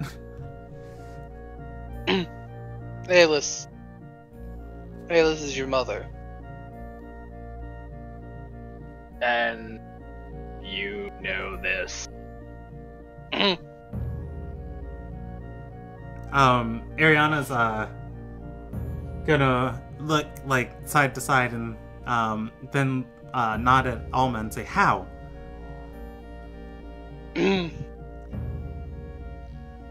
Well, I don't know how to put it. Well, you know how your mother's tomb is empty. When I ran into a woman known as Lorraine, that informed me that she was part of that Talus was part of the Gendon cult, I felt the need to ask about it. Because we had seen, or Marrow had seen her and that entertainer enter the tomb. So I was curious. She had suspicions to think that she was your mother. No proof, but enough, apparently, to think it worth mentioning.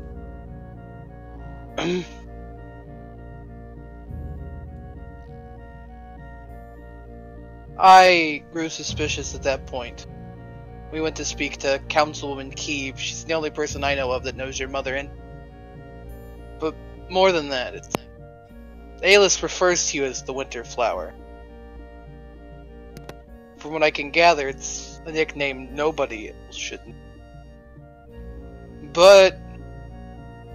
Father Alis kind of groaned. Last night when Alis came upon our meeting with Marlena, I used this suspicion to chide her. And she reacted exactly how you'd expect a woman to react if you challenged her parenting. My intention. But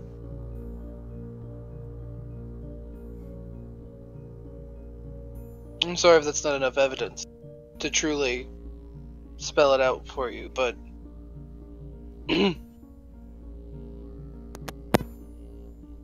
Aylis is your mother.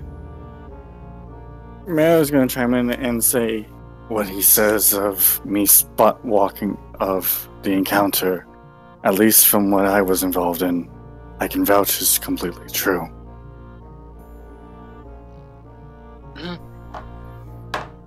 And with what he said of the events, although I don't know them as well as he does, they all do add up.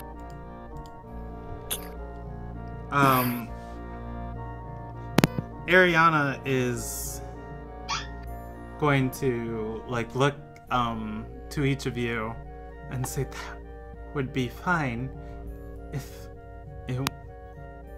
my mother wasn't dead. She died giving birth to me nearly 20 years ago. I wish I could tell you why. I don't know what she's been through, why she's here. She's even human. I could be able to tell what she is. I just forgot to tell what I usually do.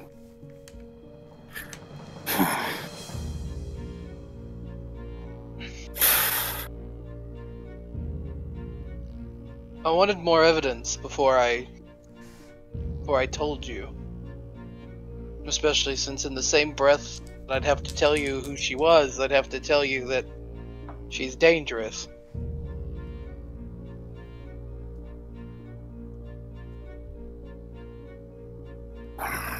That's why I don't think she'd hurt you.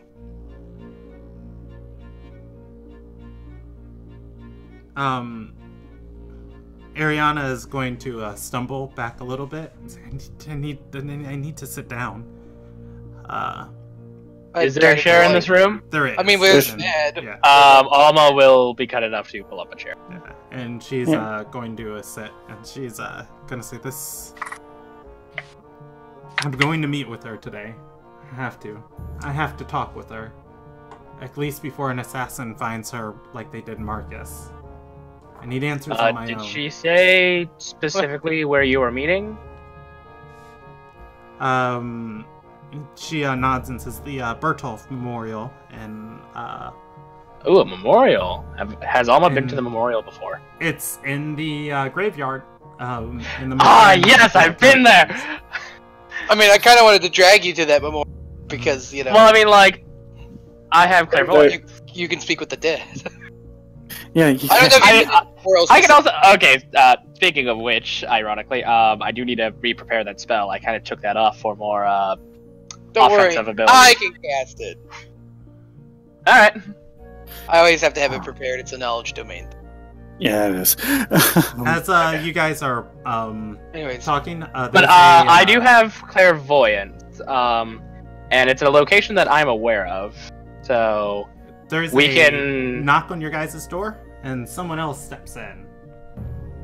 Oh god, is it Aylis? Yes. Fire, lightning bolt, lightning bolt, lightning bolt. No, I'm kidding. I'm not prepared. Why is she constantly angry? Oh, this time at least it's not. I never give her reasons to be happy. Have we ever seen her happy? Yeah, a very angry, short councilwoman steps into the chambers, and she's going to look towards the party and nod cordially and say good morning, and then look towards Ariana and say, "You shouldn't even be walking with now that." Now is not the time. And she's going to hold up a hand at Father Anderson and say, "No, now is the perfect time. Everything you keep doing keeps making this situation worse.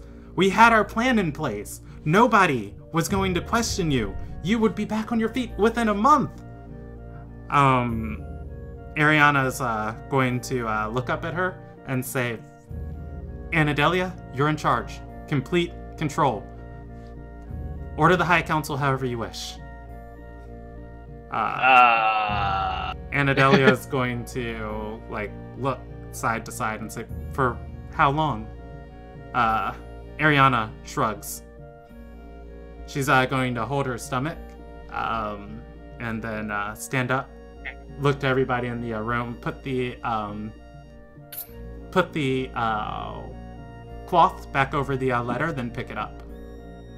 She nods, if you would like my opinion on this opinion. Anadelia's looking kind of shocked as this is happening. I understand that it's your mother, but we also have confirmed that your mother is an incredibly dangerous person. I think maybe you should. I think your advisor's right in that you should go. Anadelia looks over and says, "Wait, your mother? Your mother's dead. I'm sorry, but we were in the middle of a very important conversation. Right? It's kind of like I do not. I don't. Yeah. It's like I don't want to get you up to speed. I don't know if I should get you. Honestly, we don't have time. Long story short, well, actually, it's on a need-to-know basis, and you don't need to know. So, have a nice day. Maro's going to stop, and Maro's going to look at Ariana and ask, if you think it will be okay, perhaps I could at least try and bump into her before and leave, just to see if I can give anything. I would be able to give you a message before you have to meet them, but I would have to leave as soon as possible, just to confirm one last suspicion that we have of her before you encounter her. I don't like this plan. She can honestly, we know that she wants... Okay, this is out of character. We know that she wants the baby, and honestly, I think right now our best chance is getting some distance while we confront her. She wants the baby! Arya has the baby! She can teleport! Suggestions then? The reason why I want... Oh, go ahead. I suggest that you do not meet on the terms invited, and instead change the terms. Perhaps if we accompanied you to meet with the person you wish to meet with immediately, you might have more security. The thing is that if it is who we think it is, it doesn't matter when and where we meet, considering on Aelis's skill, from what I've heard. Ryle shakes his head again, and then it matters very much whether we're with you or whether you're alone. Aelis can teleport, and she wants your, whatever plans she has that involves that child. You very well could be walking into her deciding to, take away your agency in terms of your plan. That's why I was recommending at least someone encounter her beforehand. Just more casually. I was going to suggest I could meet up with her because I had a conversation with her after you all left that I wish to get a little bit more information on myself, considering her speciality with my predicament, and make it more of a casual thing, killing two birds with one stone. Perhaps Maro could take a message to this person and offer a new meeting spot. I'd be more than willing to do that.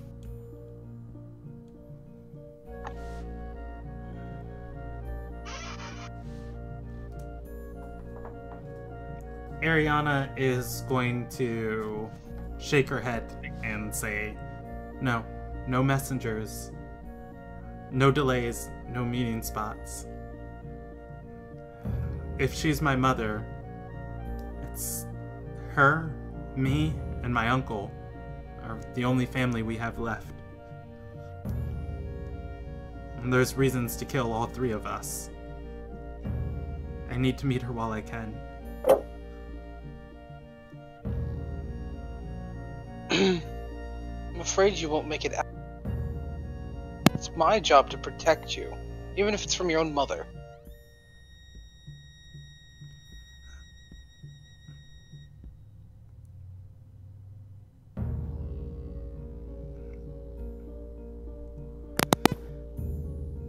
Ariana is going to exhale and say, I'm going alone. That's an order. Defy it, and you'll lose your rank as knights. However, I trust in each of you enough, the loyalty that we share between one another, to share in our plans.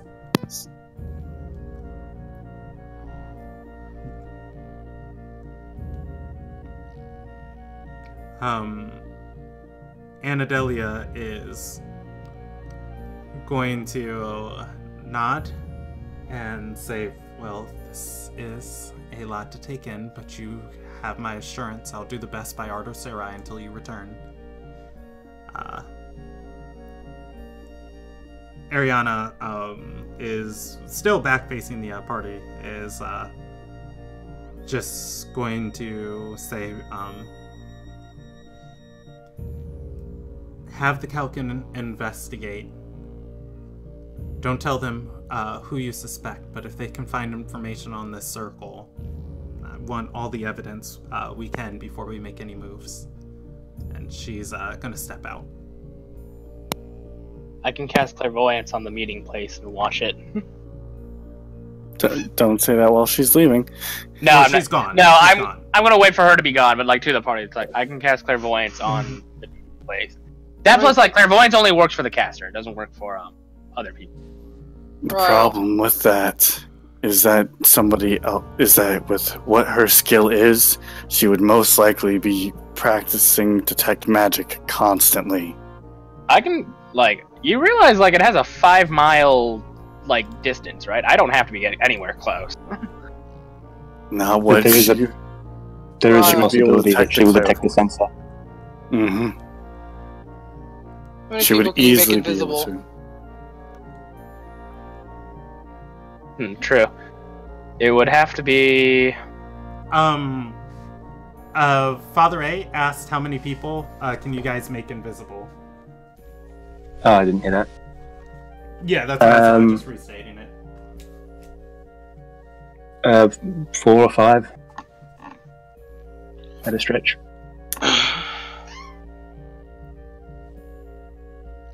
It'll cost my rank, and likely put me back in jail. But I am not letting her go to that meeting alone. Can detect magic see invisible people, or...? Yes. I believe so. I don't think so. As long as they're invisible. I do have a spell that can change all of our appearances. Unless it's... Detect magic, you see magical auras, so you don't see the person, but you'll see the magic. You'll see that there's... illusion magic, I think, is what... Mm-hmm. Yeah. Yep, it is. Is Anastasia still in the room? I guess you'd need true invisibility. Say that one more time, JV.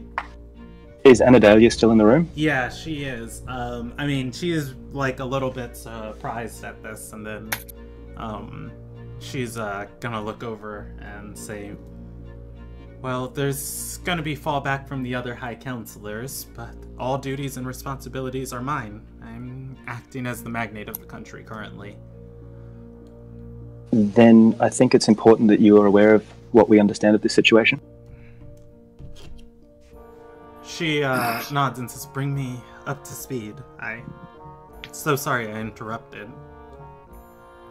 It's fine. It was just an emotionally charged moment. I was going to gesture, as the talking man was just going to gesture for Anadelia to sit down. She prefers to stand. Just another This thing might is, be in case things go poorly, as we expect, do we possibly want fodder? No. The sorcerer of her caliber. Besides, up to speed. We have been investigating evidence of a Gendenthal circle in the capital. We have received information that Alis and Tatus are part of this circle, and we have also received information that has been unconfirmed that Alis is Ariana's mother.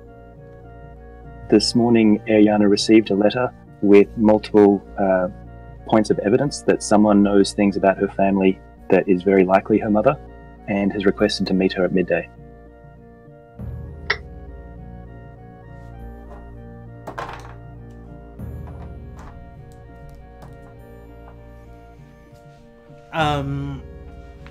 She's gonna nod and say, and the fool is just walking there? Yep. What would you do? Put yourself in her shoes.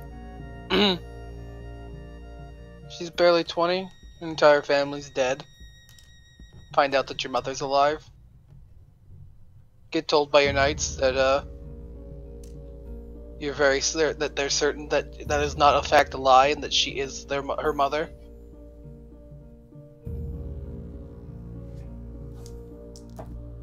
After everything. Anadelia is going to say, as painful as it is to say, I understand. I still don't advise it. Neither do I. We have also discovered information that the curse affecting the magnate is highly likely to affect her child, and that could be quite detrimental. She nods and says, yes, I have a powerful priest of Umia's chantry scheduled tomorrow to try and remove the curse and exorcise whatever is possessing her. I feel like it's only fair to warn you that we have already attempted exorcism, and that Alis has put countermeasures to prevent such things. And if you know Alis at all, which I'm assuming with as much as we know of Alis, and you probably know more, she doesn't like to keep things a one-time use. That trap is there to make sure nobody ever tampers with it unless she wants them to.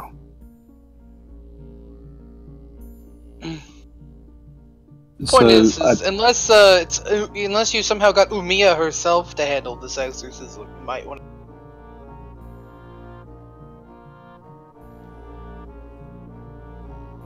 The counter magic on the curse was quite powerful. If it would take caution. It doesn't seem to affect. Did it seem to affect the bearer at all?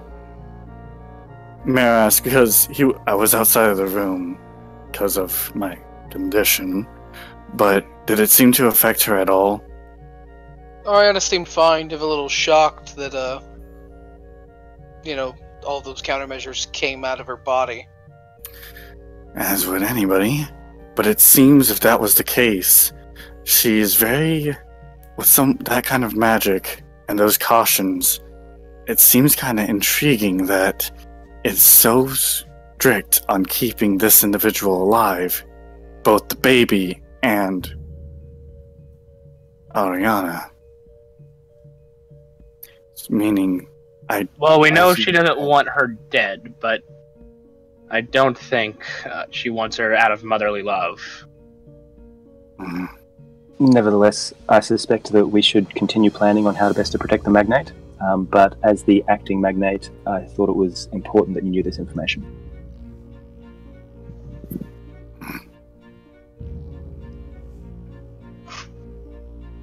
No. She's gonna nod and say, oof, this is a lot to take in. I have to contact Lady Nakard as to how I should proceed. She mentioned the Kalkin. The woman, Lorraine, that has fueled a lot of this suspicion. The only reason she even spoke to me was because of my connections to the Kalkin. I have reason to believe then that she's potentially spoken with some of their agents. Definitely Barty, possibly Johan. Kytrina most likely.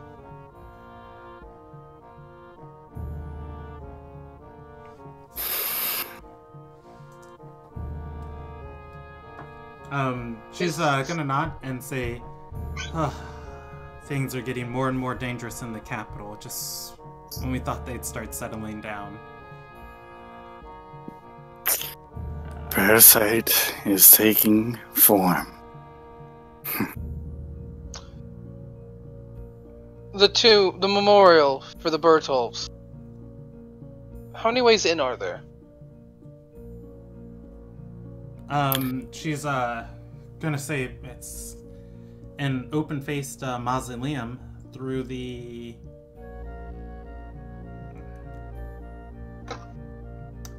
My mind is blanking on the holy entrance of a temple. But yeah, she's going to say through the front entrance. There are 3 doors, but they all lead to the antechamber. There we go. And she's gonna say, but they all lead to the same antechamber. Inside the mausoleum, it's a small space. I've been down to the descent that leads into the catacombs. Perhaps if you could navigate through the catacombs, you could find a back entrance in. But otherwise, it's the antechamber, or the or from the descent. You know who might know? Anna.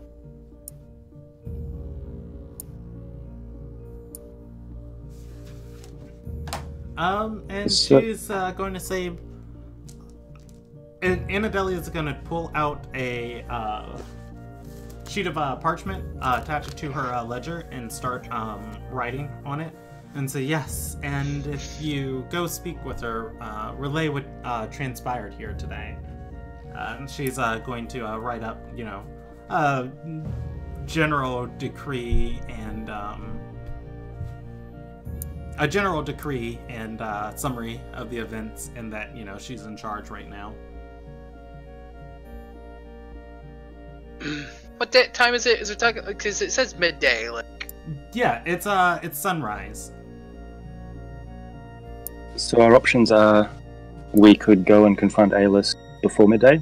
We could go and stake out the meeting point. Any other ideas? I want to find that back. I want to see if there's a back entrance. Yeah, Mom! I'm not ready yet. Okay. Anyways. I want to see if there's that back entrance. We might be able to have our cake and eat it too. If we're gonna learn anything about this Gendenthal cult, then would be the time to do it. Would there be anyone we could get a scroll of private sanctum from? Talking to Anadelia. Lyle will roll his eyes and then go, a scroll of magic to prevent teleportation. She is going to think and say, a portion of this tower is warded. I can contact the Arcanist that we hired to do it. But that was ages ago. They might not still be alive. I don't have enough time to cast a sanctuary. Who in the city would have magical scrolls on hand that we might be able to purchase? Jami. Or Anna? I don't know if Anna casts magic. Isn't she the High Councilor responsible for magic? She doesn't cast it.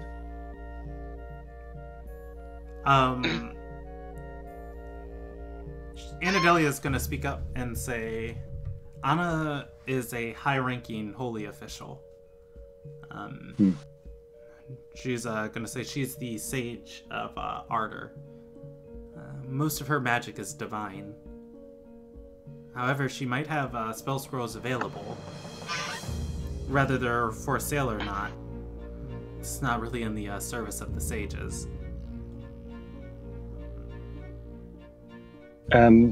Could you issue me a decree offering payment from the magnate for a scroll if I can find one? And I can go and talk to Anna or Jami or anyone else I can find, and then meet the rest of you at the graveyard? She's gonna nod and say, the magnate's coffers aren't infinite, and they're rather thin as of lately after Marcus's stunt last month. I would not expect such a scroll to be that expensive. She nods and says, I'll make the decree. And she's going to start walking out of the room, and then look back at the party, waiting for a moment.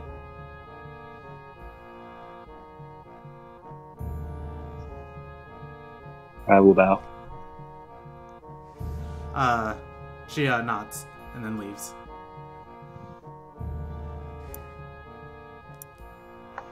If I can get that scroll and have enough time to cast it before the meeting, at least we can know that she won't be able to teleport away.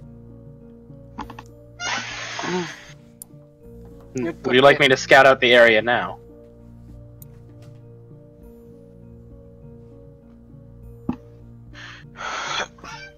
It likely wouldn't hurt. I'm gonna go talk to Anna. It wouldn't. It would not be out of place for me to show up in such a place, as I've already made trips. But Alice has met you. She knows that you work with her. Has Alice? Well, like, she's met me as in I was accompanying, but I don't think she knows I specifically work for her. It's not a risk I'm willing to take. I have a powerful spell which can cast a disguise on all of us and will last several hours. But it might hinder negotiations with people.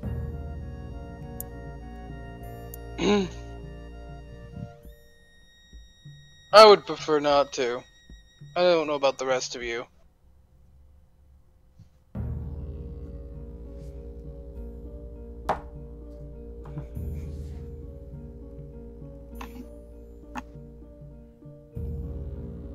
Well, it seems time is of the essence, and I suggest we move.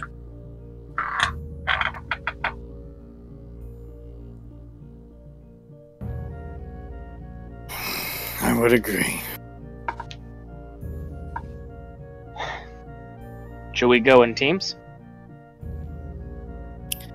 That sounds like the most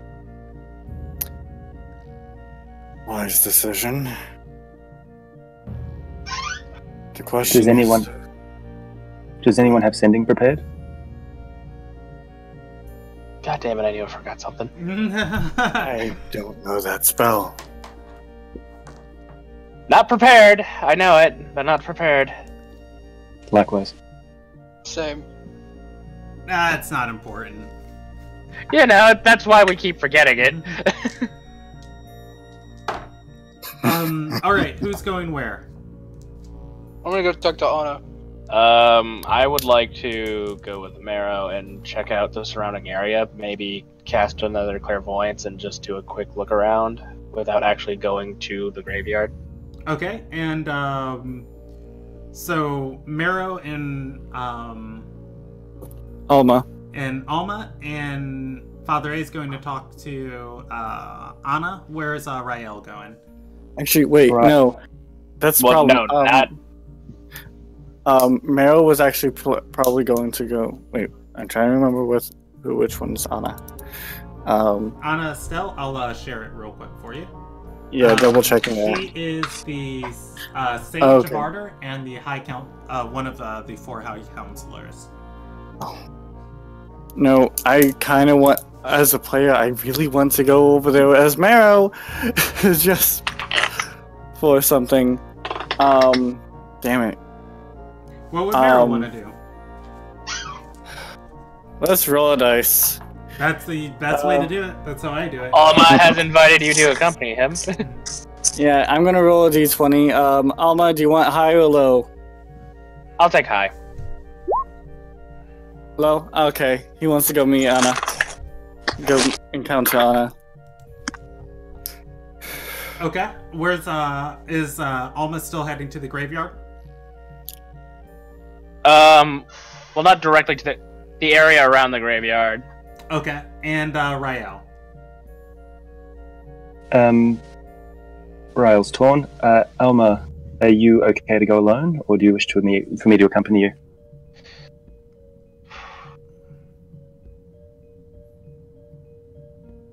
I would like a companion, if possible. On a one-on-one fight, I'm afraid I'm not actually that strong. Father Anderson, if I was thinking of approaching Anna, then approaching Jami, and then approaching anyone else in town who might have scrolls available to get a scroll of private sanctum. If I give you those instructions and the mandate from Anadelia, would that be enough for you? Yes, I can handle that. Very well.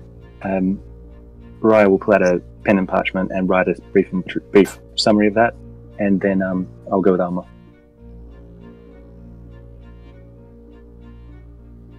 Okay. Rael and Alma head towards the graveyard. Miro and Father A head towards the library looking for Anna. Is she even in the library?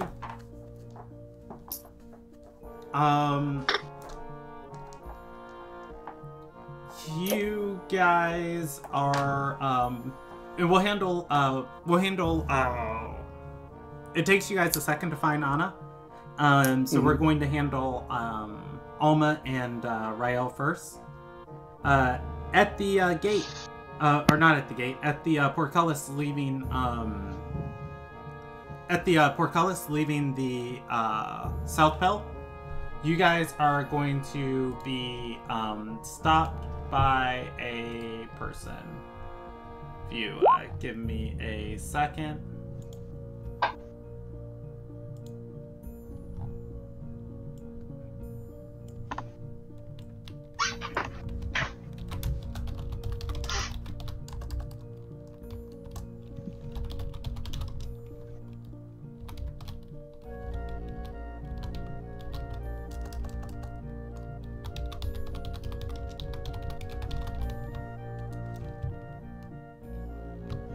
Here we go. We'll just go with that.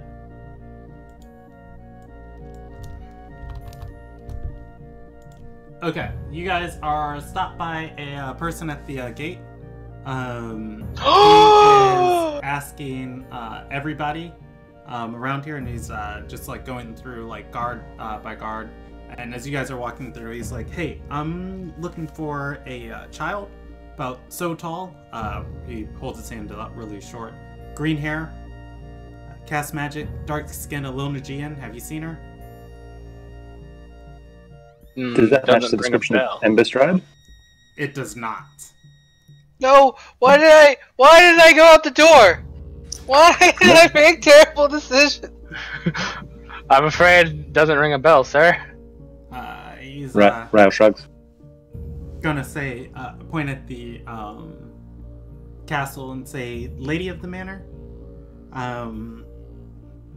where is she at?" The guards are going to say, "Look, we can't go giving away our lord's location and what they're about." And he's going. Does the child have a name? Does the child have a name? He's gonna think for a moment and say, "Reyna."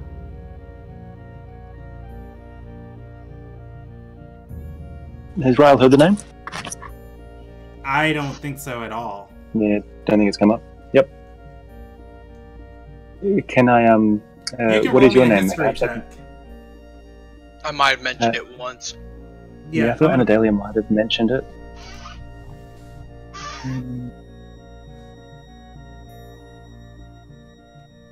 History.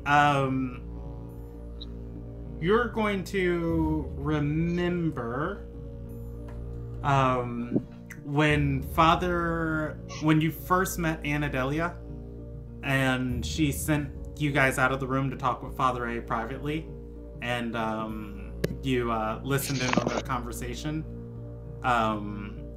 She mentioned that when she was talking about blackmailing Ariana for her child, that there was a child, Reyna, that her and her wife were raising, that convinced them that they wanted a child. And who are you, and what do you want with this child?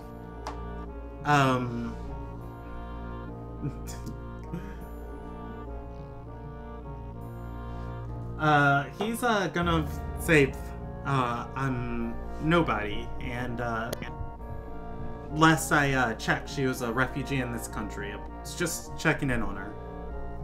And he's gonna shake his head and say, forget you saw me, and he's gonna start walking away. Just fire knowledge. Absolutely gonna remember this, man. Don't you fucking leave, you bastard! I need you right now! Rai will call out, anywhere I can find you? Happy to send you a message if I find the child.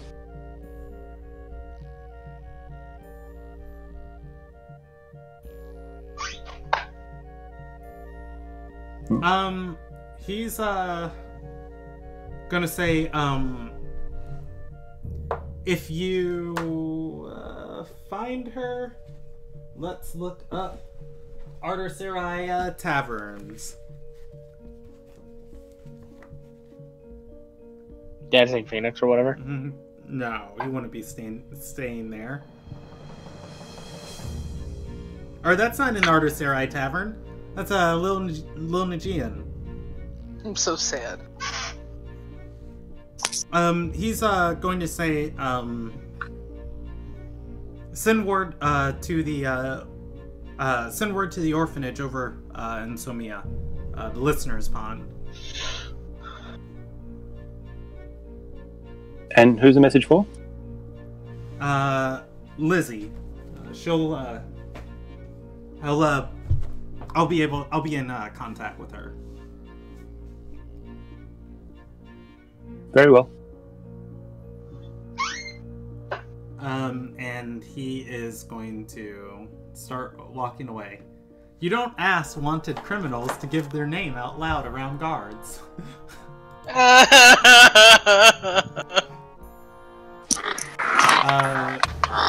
You guys head towards the graveyard. Everybody else. Father A and Alma. Alma. Yeah, like, I'm sorry, yeah. Mero. Anna, you guys are going to find her. You're going to find her in the garden balcony of South Bell, overlooking the north part of the city. This is where the memorial service was held for all of those dead people. Thanks, Group 1. Yeah. Anna is up here with stacks of those books she's been collecting. And Mero is going to sniff her. How dare you? He forgot once, he's not gonna do it again. Why would you sniff my other girlfriend? That is why. Oh, you're using a hunter sense? Mm-hmm. She is a fiend. You cannot discern much about her.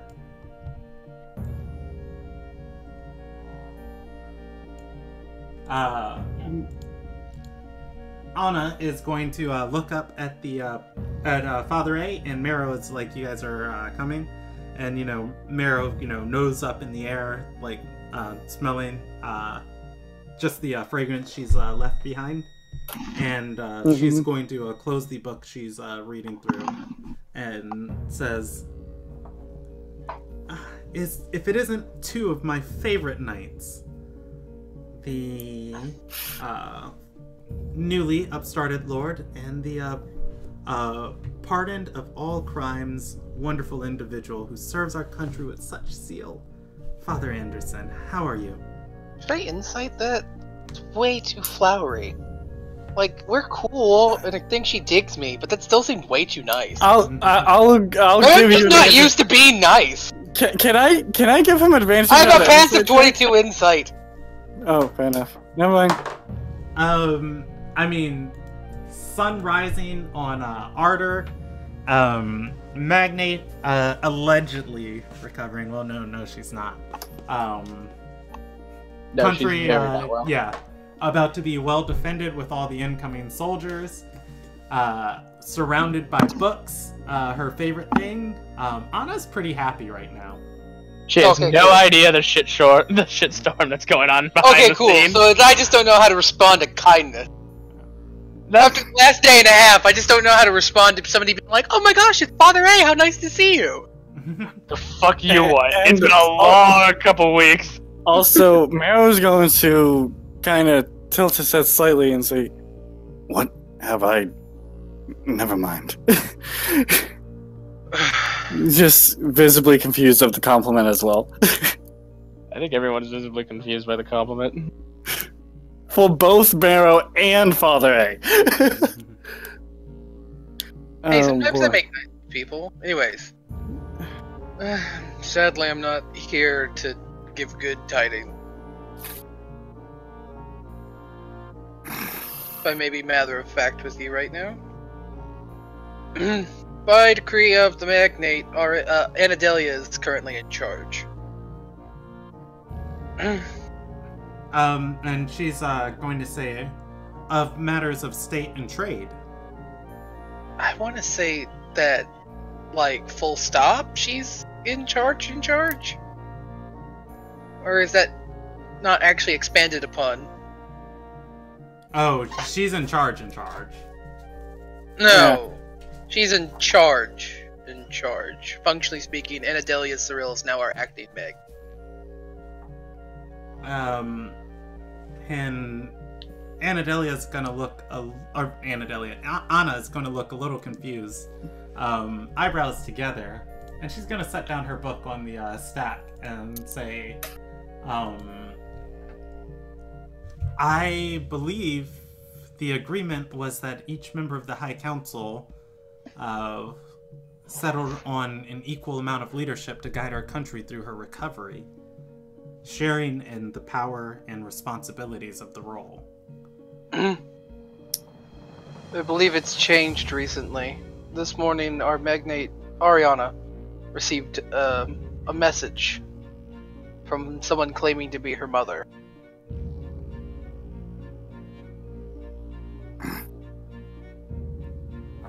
Also, just out of passive curiosity for Marrow, what was she reading? And just kind of looking over with a passive perception. Let's see if it's important or unimportant. It is it's an Ardorian cookbook. Okay.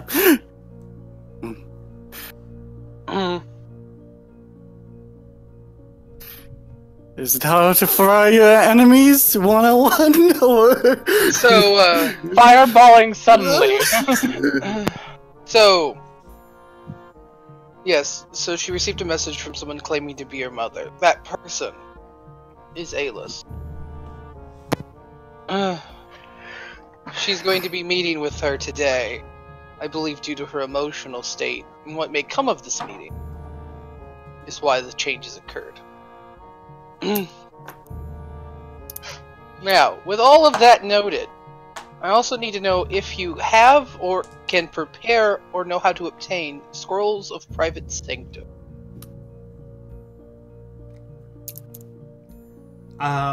She is going to know of the spell and say, do I know of anybody with that on hand?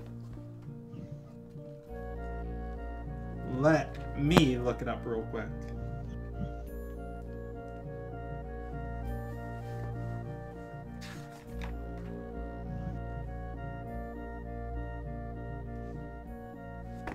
Is that in Xanathar's?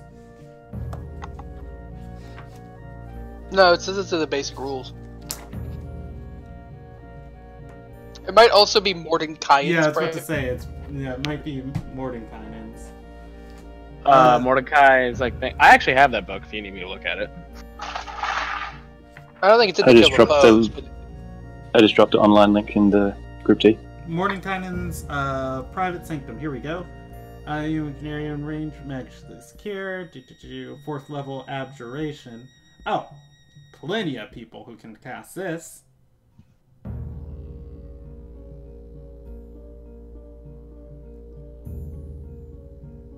And she is actually she's going to stand up and say, I had that spell on hand in my Sage's Tower. Unfortunately, the as my tower is currently being renovated, my stuff is no longer in the castle to retrieve. Do I have any here? I believe I might have one inside of my quarters upstairs.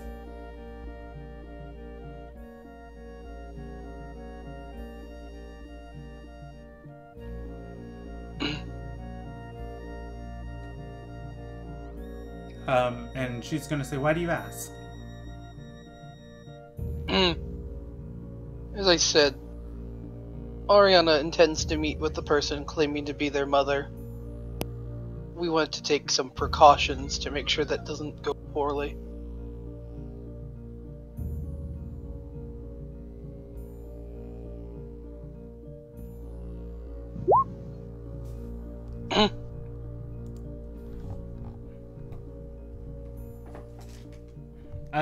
And she's going to say, and this meeting with her mother, that's why she put Anadelia in charge? Yes.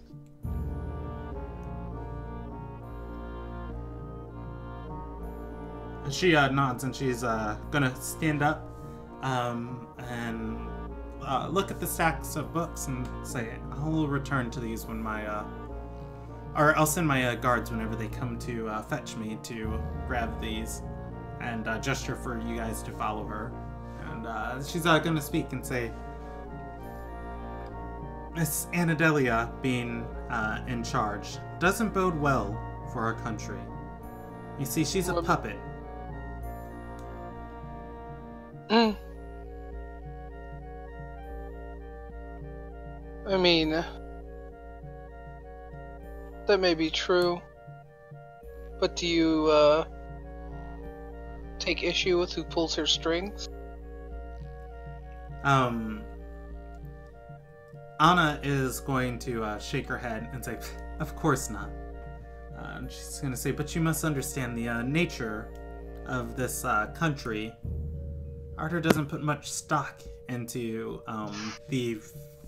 Arthur Sarai doesn't put much stock into the magical capabilities of some of its citizens.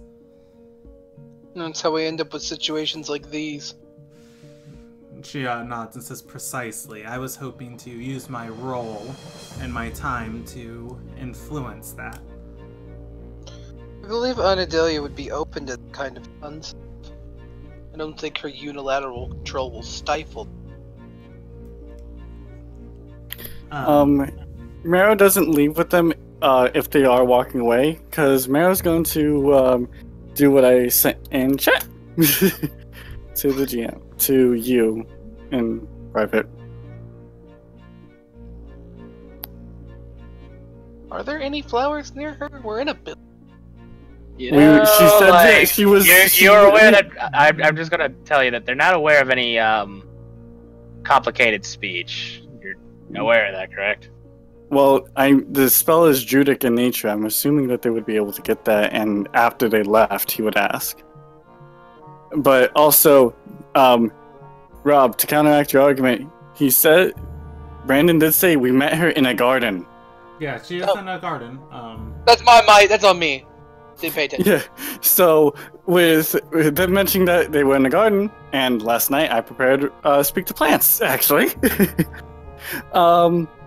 Getting all weirded out because my girlfriend's a fiend, like I don't know that. So Hey, you can speak with them. They can't understand her. Asking if they had any conversations? No, not if they had any conversations, if they overheard, or if there was anybody who had conversations with her before we arrived.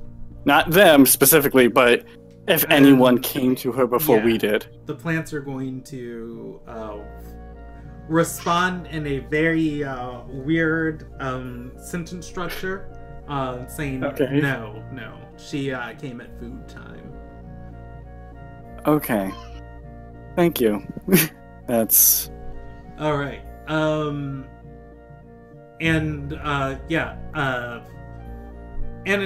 Anna is going to lead Father Anderson up to her room, through her quarters, and she is going to go to...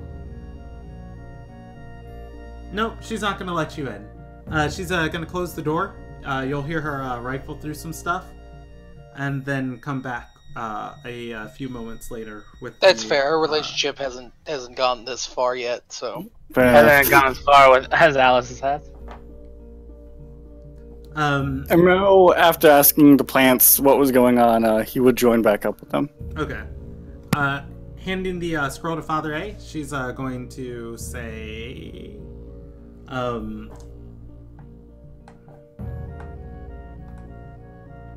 now this is out of my personal supply.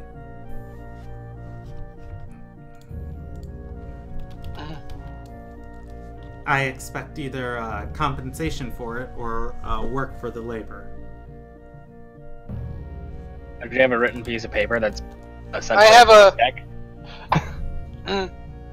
I've been authorized to pay you, but if I happen to survive this ordeal, I don't mind working. I'm sure you wouldn't. He'd be happy to pay with your body. She lets go of the scroll. I have like an authorization form, right? Like what amounts to a blank check, or. I mean, you have the summary of just like by decree of the magnate, da da da da da da da da, and I mean, Legal speak. yeah, it's a gosh, not a receipt, but a voucher. I was about to say, do I have something? Because like I would give that to. Yeah. So I'm totally willing to like be like, we can avoid this, but I might not make it back. Yeah, Anadelia gave you guys a form, or that parchment describing everything that transpired, and then Rael rewrote it and gave you a copy of it. So does Rael have a copy of it? Would I know that, or do I have the original? From my understanding, I thought you had both. Oh, well. I'd hand her the voucher. Be like, in case I don't make it back. She'll read it over and say, well, I'm praying for the health and safety of our magnate. One and last you thing. too. Thank you. One last thing. The memorial to the Bertolfs, the mausoleum.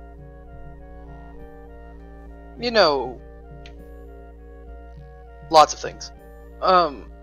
Is there a back entrance?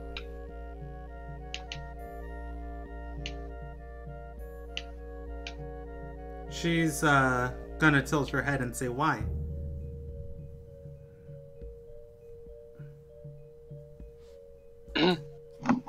It's where Ariana's meeting She's going to shake her head and say the other entrances that would lead to the catacombs, they've been collapsed in, sealed. Looters kept raiding the bodies of magnates past.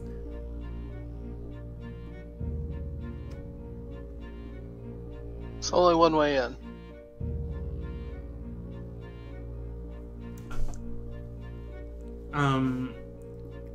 She is gonna touch your head, placing her full palm against it, and say, the Four Ascendants will watch over Ardor, as they always have and as they always will. You are in their care. And she removes her hand from your head. Do I feel different? Am I a werewolf? You are affected by the guidance spell. It doesn't last very long. Yeah, 6 seconds. You feel really good really blessed. You know, she put her power in you. Yeah. She inserted a part of herself in you. Don't make it weird. I'm gonna make it weird. Echo makes everything weird. Trust me on this. I am an expert at making things weird. I like it, freaky. Yeah. Thank you for your help, Anna. She nods and says, I look forward to yours. And just gonna say, oh, sun's almost up. I've got a council meeting to attend. I won't keep you. I have things I need to attend to. Anna is... Yeah, I guess, yeah. She would nod to you and then walk away. Good enough. It's hard for me to remember, like, everybody's personal rank and station to each other character. It's like, you guys are nobility, and Anna is, like, a higher rank than you because she's on the High Council, but also she's the Sage and is a member of, you know, is meant to serve the citizens of Ardor. So it's like, she still is, you know... Riding a fine line. Yeah, respectful towards you guys and in a, like, position of service to you. So, anyways, Anna walks away. After Anna walks away, and is in clear earshot, Meryl will relay what he learned of Anna from sniffing her. How do you say it? Well, seems that we found a fiend amongst the High Council. You know, you shouldn't say mean things about Alyssa when she's not. I'm saying what she is. I sensed her, and she is a fiend. I could not read any other resistances from her either. Meaning that she's either able to that she's either able to block that, but she cannot block what she is from me. Well, she wasn't the Sage. She is the Sage. The Sage Tower is in Zenith. But she is a fiend. That Yeah, is all I don't know. Makes me worried when we're dealing with things that like to hide their truer form in more magical ways than I'm used to. We all wear masks, Marrow. Besides, You should know that better than anyone. I wear a hood. A beast can't wear a mask. It's a metaphor. He knows that, and there's a metaphor behind what he says, too. Yes, but no one understands Oogway language, okay? I really don't have actually time to had deal with to this. I have a magnate to save. It's like, listen, be Oogway later, okay? Speak normal. We need to go to the graveyard because that's where Ryle and Alma. I agree. Just thought you would like to know that. I appreciate it, but I do need to warn you that she bites. As do I. Uh-oh, Marrow. Okay. Uh-oh, Meryl getting territorial of the Father Amy. You step into my girl, dog? No. Oh no, It's I just meant so- that in a different way. Yeah. Oh, I it is- didn't. Yeah, I know what you meant that in, and it's just like. I think Meryl interpreted she bites in a different meaning than what Father A was implying. Yeah, well, I mean, it literally meant that she bites. yeah, And he literally meant that he bites back. And I thought it was a good moment of character development of, Meryl doesn't like being referred to like a dog or anything, but, he's getting vicious. Yeah, he's not. He's getting down with the bitten. He's Okay. not afraid of what he is. He just wants people to not freak out when they see him. So maybe the first step in that is not biting people. Just a thought. So we're gonna go and try and find all. But Alright. sad that fucking that guy wasn't at the front door. For me, the only member of the party that knows who he is.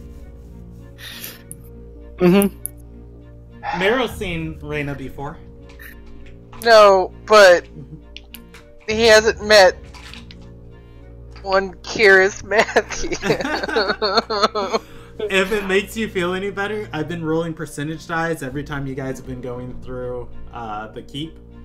And I rolled 2 as you guys were, making your plans, and the last one came up as you guys would bump shoulders, and you gave me your plans first, and then I was like, okay, who's ever going second? I was like, okay, so Meryl and Alma. Okay, Meryl and Rael. Okay, Alma and Rael. Okay, I just need to know who's second. Let's go, guys. But yeah. Anyways, you guys leave, and you know what, Rob? I won't do you dirty. I'll roll you a die. How far he's gotten. Do you want high in your favor or low in your favor? Hi. High in your favor? Okay. Yeah. So, leaving today,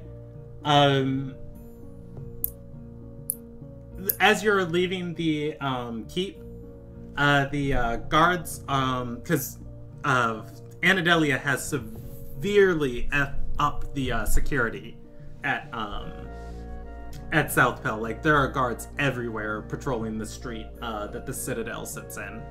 The guards at the front portcullis are going to be talking as you're walking by, and one's going to mention that old veteran earlier who was looking for Lady Renopal Real and her daughter. It's a little too persistent for my liking. We need to send word to Anadelia to send word to them that someone's looking for him. And that's what you're gonna hear as like you're walking. Like, these guards are having that conversation. One's gonna nod and then walk deeper in. Maybe Wait, her personal wait. knight can take care of it. Old veteran. Yeah. As you're walking by, they're gonna salute and say, "Yes, sir," and describe this guy. Your old friend. Say, looked like a criminal we once knew. I'm a criminal, they all know. It's like, and now I'm your boss. Sorry, I was muted when I made a comment that Meryl wouldn't actually make. In Meryl's voice. Okay, moving on. Are you adjusting all the things because I actually would recognize who this? I did.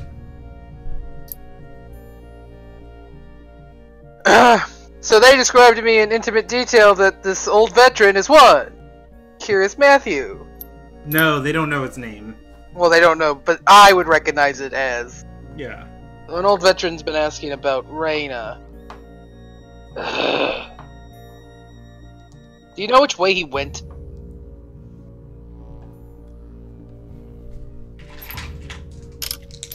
One's gonna roll a survival check and another's gonna roll a help die.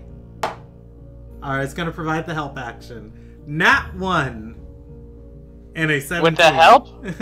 Oh, thank God. Yeah, with the 17, it becomes a 17. I'll give them +1 to their wisdom, so they'll have 18. They're going to think for a moment and say, didn't he say he knew somebody at the listener's pond? The other one's gonna nod and say, it's that old orphanage by Samia Bridge, leading into Maiden's Watch. They point down the street.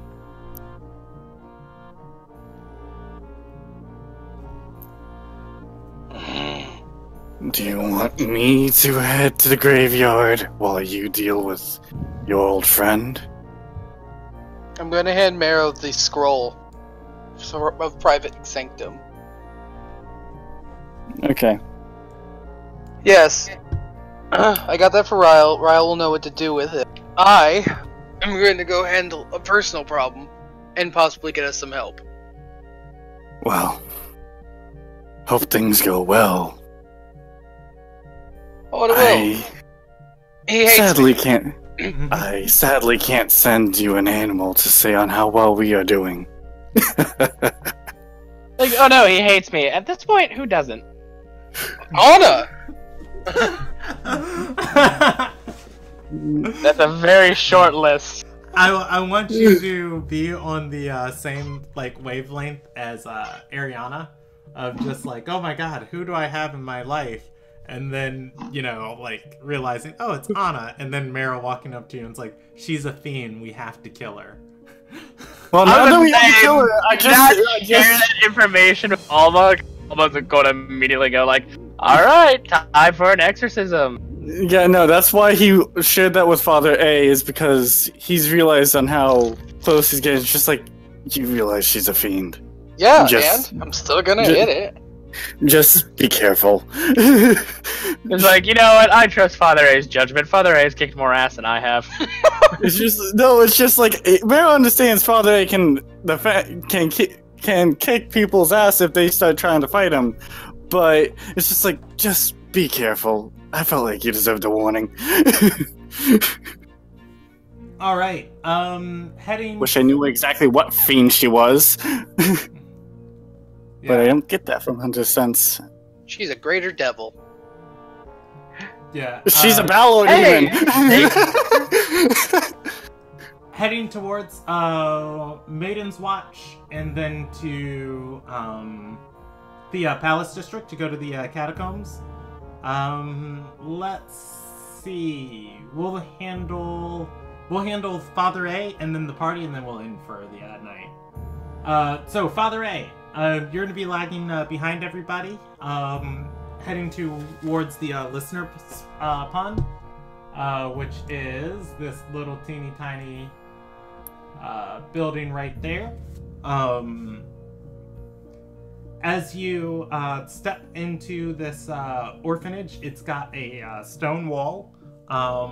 It's got a stone wall around it, blocking sight into the courtyard. There are about a dozen children playing here on the cobbled walkway up to the front stairs of this. This is another one of those temples that have been repurposed into a different building. And where there were once pews, as you step inside this building, there have been shanty walls built and partitioned into small rooms. You can see cloths and beds and hammocks tied in between them. And walking to where the altar of this building is, there is a large table up here and a woman folding clothes on it. Inside here, let's see how many orphans are in here. 3. Too many orphans. The woman is probably the ugliest woman you have ever seen in your life. Well, that's unfair. Well, I mean, it's part of her character, I'm sorry. Okay. I mean, Father has seen a lot of ugly people. Hell, he has to look in the mirror every morning. I have a 14 appearance score. Get off my ass. You're getting that confused with Marrow's appearance score. I'm a fucking catch. Well, I mean, he has to wake up with Marrow too, so. Okay, so I see a bunch of I see a couple of orphans and a really ugly lady. But no Kiris. As you step in, she's going to look up to you, or look up at you and say, "Hail, come to make a donation?" You know, I probably could. I'm not a terrible human being.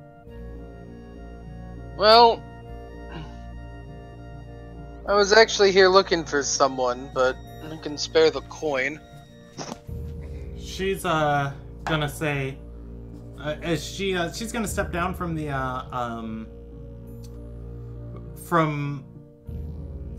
dais, nope, altar, step down from like the raised area where the altar would be at the table, and start walking towards you, dusting off her hands. And as she gets closer, she's gonna click and say, "I recognize you. You're one of the Magnates Knights, the ones the prince knighted." That I am. She's gonna nod and say, I was at your ceremony. It's kind of awful. The Chantry broke it up, but I respect that heroes can come from any place. Terrible shame what happened to the Magnate.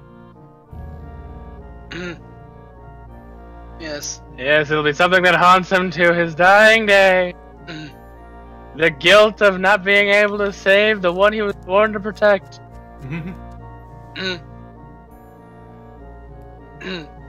Well, like I said, I was looking for someone. Yay tall. Brown hair. Name's Kiris. He's looking for a little girl. She's gonna nod and say, yeah, comes through here often. What do you need him for?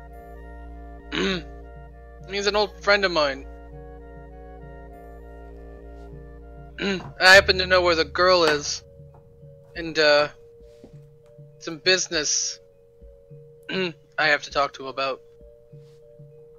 And then I'm gonna hand her 20 gold, which obviously looks like a bribe at this juncture, but in fact a donation. I love Father A just like insulting Alis accidentally. Like, is this a bribe? No, it's not a bribe. I should have given it before I asked for the shady information. It's just like 0 charisma. Sorry, habits. Habits die hard. I really played this bad charisma well. Probably says something about me as a human being. Yeah, she's going to look at the money and say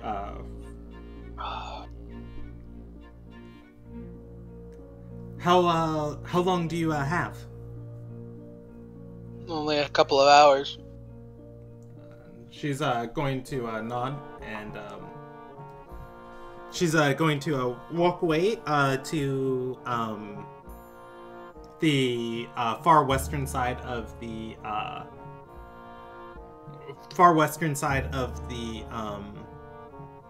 temple, where these where the pews have been like reconverted into the shanty rooms, through them, and you're gonna hear a door close, open.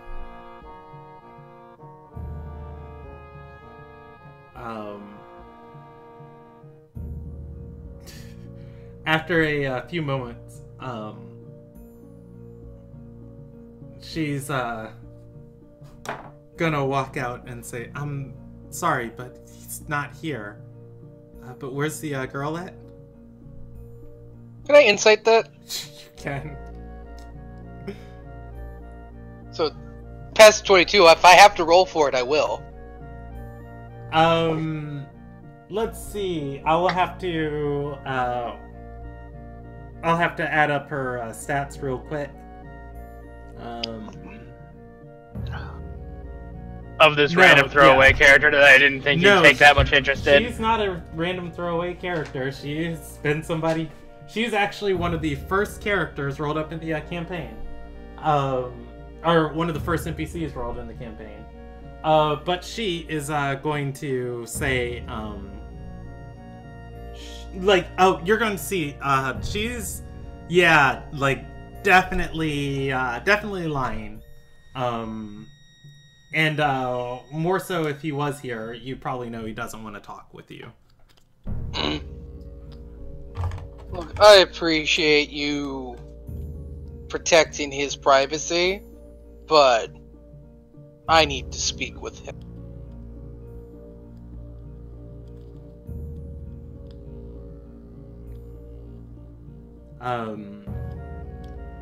She's going to open that door again and start walking through. You see a flash through of a second door down this hallway open, and sunlight coming through it, and a person walking towards as she closes the door.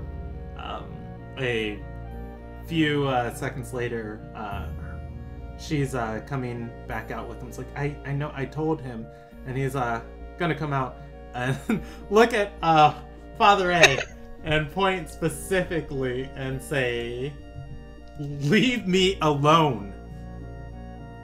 Our business on the mountainside failed spectacularly. I've been investigating on my own. Marcus's body or not. I'm hurt.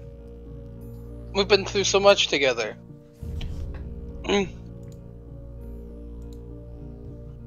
I know who Marcus was answering to.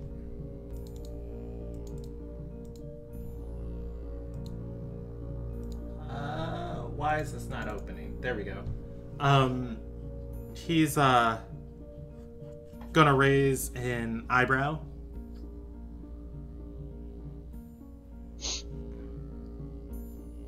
Alice, is it Flattrib? Is that how you say it? Flattrib. Do I even know her last name? Oh no, she is. Alice Flattrib, the diviner, the one who taught him magic.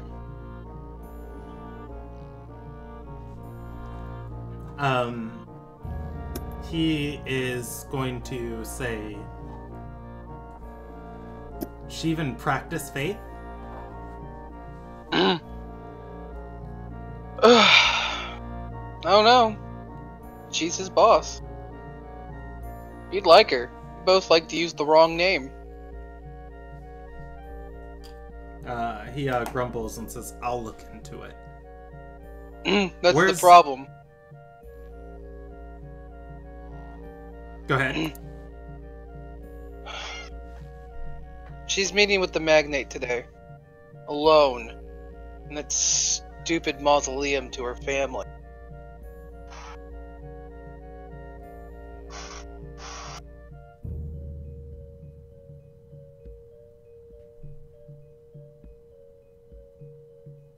You've been looking into this. Do you know what they want? He's going to nod and say, "Yes, Gindenthel,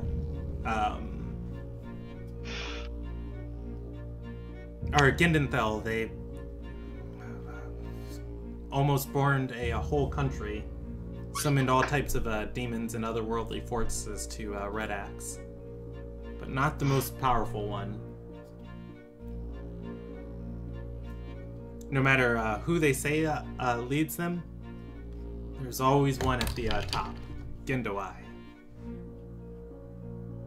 I know Gendawai. He's a god. If you don't, you should. And yeah, if you look confused at that,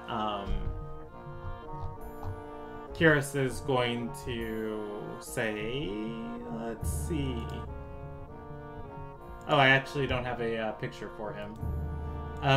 He's gonna say, "Gendawai, one of the Shatterers, taught the other Shatterers Victier, the one who created the Terai, taught Olivia,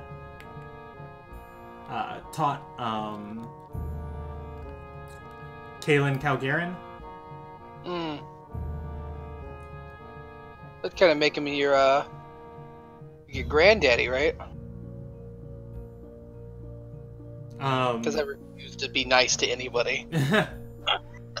And he's going to shake his head and say, one of the Ascended gave his soul to banish him from this world. He can't get back in. Then how would they try to bring him back? He is gonna shrug and say, I've got my suspicions, but he's gonna say, according to Flay, they were trying to create some sort of body he could inhabit. But how would he inhabit? But how would he inhabit it? He's going to he looks a little confused at this magic part of the job and says, look, I'm not certain, but from her report they were unsuccessful. That doesn't matter, though. All that matters is that they exist, and they're gonna keep looking, keep finding out, or trying to experimenting. It's Ariana.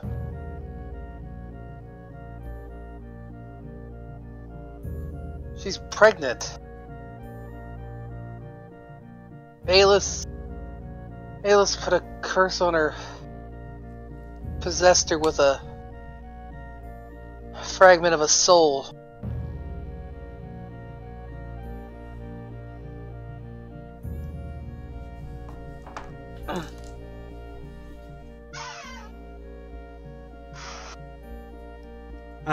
He is going to laugh and laugh and laugh.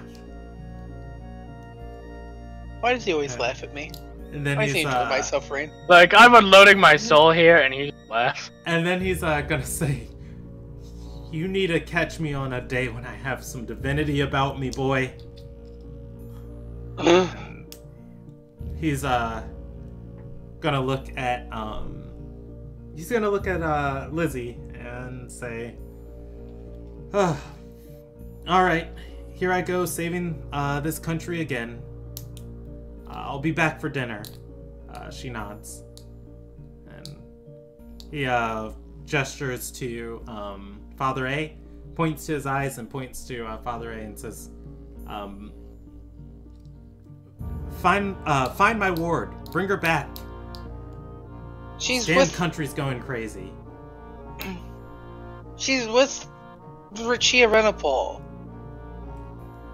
In Somar Villa.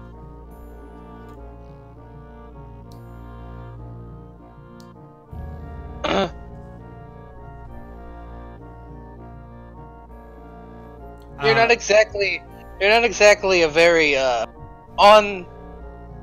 present guardian. I'm not fit to raise a child. You know, you only have 6 daughters. Yeah, and almost none of them are children. All of them are. I let somebody else handle that part. He just adopted them after they became adults. Yeah. He starts leaving, by the way. Oh, I'm gonna follow. Yeah. Well, that's cool, because at the door he turns around and says, where are they meeting? God damn it. I'd almost want to say Gale Song, damn it, just to be sassy. Gale Song. The Bertolf Memorial in the graveyard. Alright, he starts walking there, and as he is, ensue awkward conversation. He's gonna say, you still worshipping the gatekeeper? Yes. Chuckles and says, how's that working out for you? Quite well. Brandishes my new symbol. She gave me this. Well, she changed it into this after I took a hammer off of a... Oh, Halith.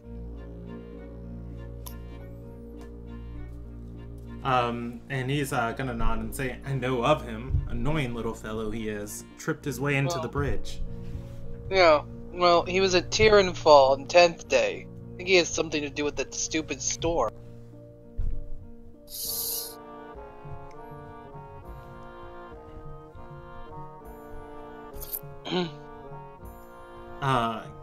Gilsong is, or Curious is going to shake his head and say, those spirits are not easy to disperse. No. He's gonna say, I expended everything in my power a couple days ago to try and get that storm out of here. I killed the dwarf. Didn't do anything. He nods and says he was probably just agitating it. Leith couldn't summon something like that. Nodding up to the black swirl in the sky. I think he might have been working with a group of vampires. They might just be agitating it like that. Doesn't sit well with me.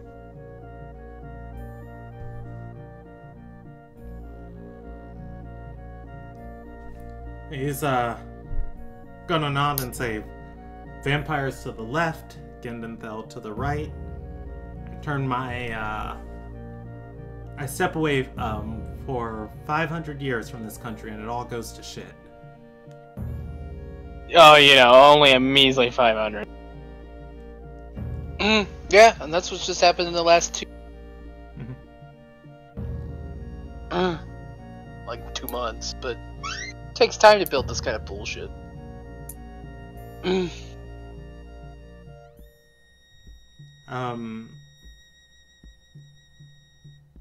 And he is going to bend his expression and say, if this Alice? So Leah refused to use her fake name. Mm-hmm. I call you Curious out of respect and the fact that I can't just say Gale Song in the middle of the order. He's gonna say, if she is who you say she is, I'll let you know I'll fight with all of my fury, every storm I can conjure. He looks away and says, something you should know though. I'm not... He's gonna shake his head and say, never mind. And you mentioned that I needed to catch you on a day where you had some...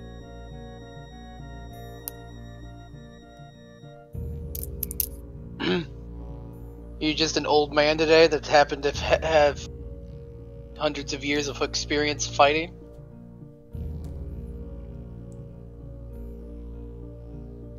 He's gonna nod and say, maybe 1,000. You know, so what does that mean? I'm dragging you into a fight with a high-level magic user. I'm not gonna get you killed, am I? He's gonna say either we kill her or it's time for me to pay my debt to the gatekeeper. Look, if you're worried about that, all I'd need you to really do is keep our safe. The noble sacrifices to me.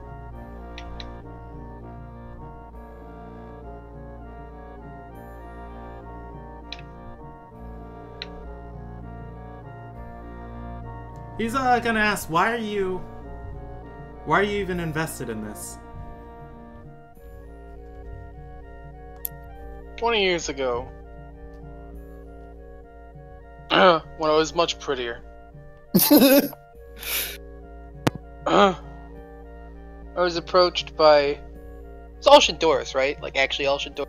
Mm-hmm. I was approached by Alshindoris, was a smuggling job.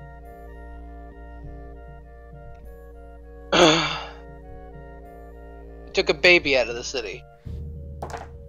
He took that baby to Kalu.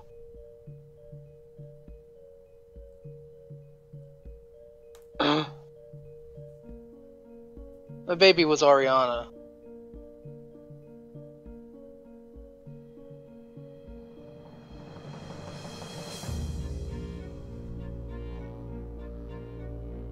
I haven't done a lot of things right in my life.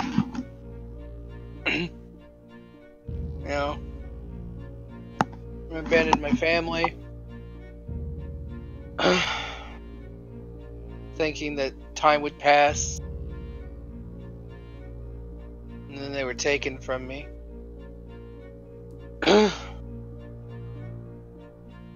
Getting that girl out of the city is the only thing I've done right. I'm tired of seeing her suffer.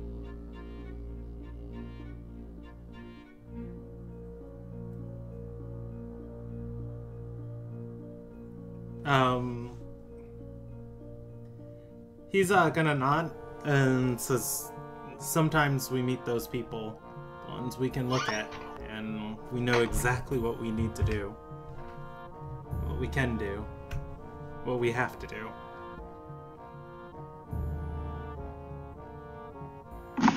He's gonna walk in awkward silence for the rest of the time. We're gonna jump over to the rest of the party. Oh boy. You guys. So Mero meets up with the rest of the party with no problems? Not yet. They're gonna get there before you. Okay. You guys head to the graveyard, the catacombs of McTharon Reese. You are in the Palace District. And it is these muddy grounds between Zenith Rise and the Nazram Embassy. There are dozens of these gray castle brick stone mausoleums built up as temples to honor fallen Ardorian heroes and magnates and families and nobles, and then tombstones ever so often for the regular common citizens who have had some weight or name behind them. Do you guys want to head straight to the mausoleum, or do you want to try and navigate through the tunnels below? How stealthy are you? Not very.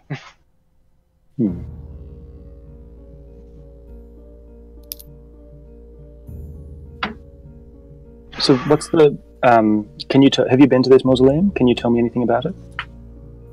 I've been on the grounds, just walking around, mostly collecting materials for some of my spells. Never gave it a thorough look, though. Been to one grave, been to them all. No matter how many stones or how high they are, we all end up under the ground. Thanks to the Uruguay. If I suggest we approach cautiously, it's quite possible there are lookouts or people here expecting someone to come early. Well, if they're... You said they were at the meeting point was at, like, the mausoleum, or... there's probably a spot I could shoot far enough away to not get immediately noticed. Give it a quick look to see if anyone's patrolling or she's already there or not. If you could spot me for 10 minutes and cover me, I won't be able to see while I'm doing it. Very well.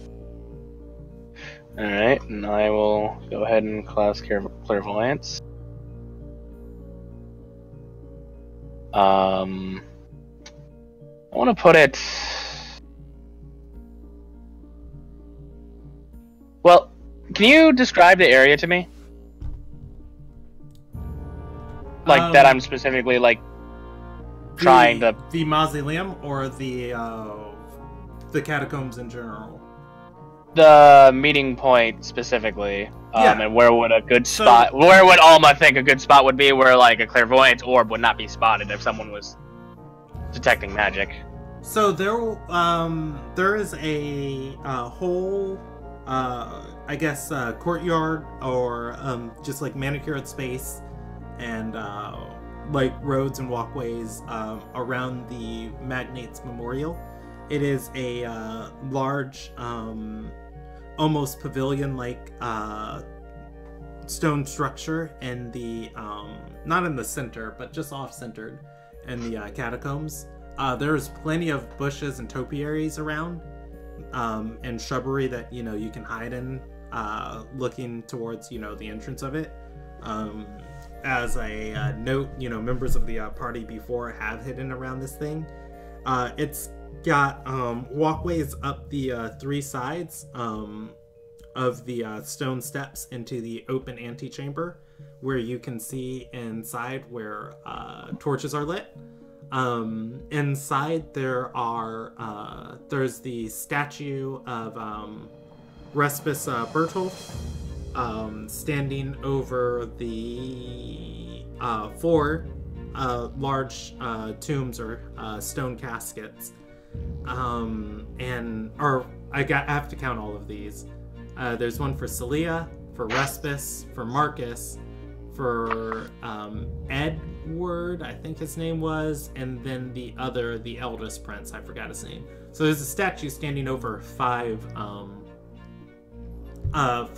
caskets around here, or in here. 3 are in the center, and 2 are on the side of the wall.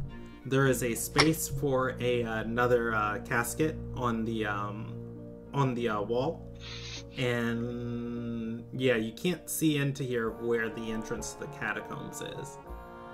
If you are like walking though and getting close to this, you can see that there are people moving in and out of the memorial, as it is a public space.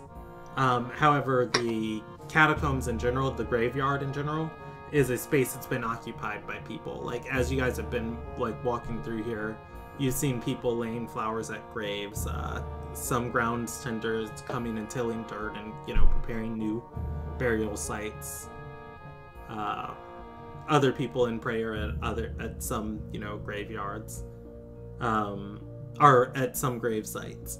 But yeah, and at this point, this place would be in your guys' perception range at 90 feet.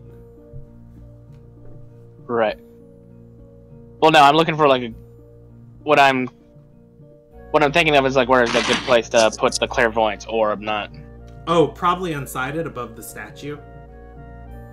Like, I guess I would put it there. And is that what I see? Or. Oh yeah. Oh, so you're casting clairvoyance from where you're at. Yeah, where I'm currently at right now. Okay, yeah, and that's what you'd see inside there. But like, don't see anyone, don't see any living things. Let's see.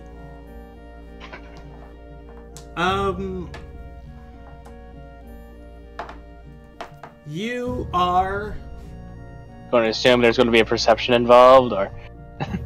No. You're going to see, this fellow coming through and casting a few spells occasionally, and looking over the area, inspecting different parts of the memorial. Okay, I know who that is, but Alma doesn't, so I will go ahead and describe the man I see. It's like blonde guy, and seems he's prepping spells as well. Can you tell what spells he is casting? No, unfortunately, my magic works differently from the arcane. We don't use the same methods.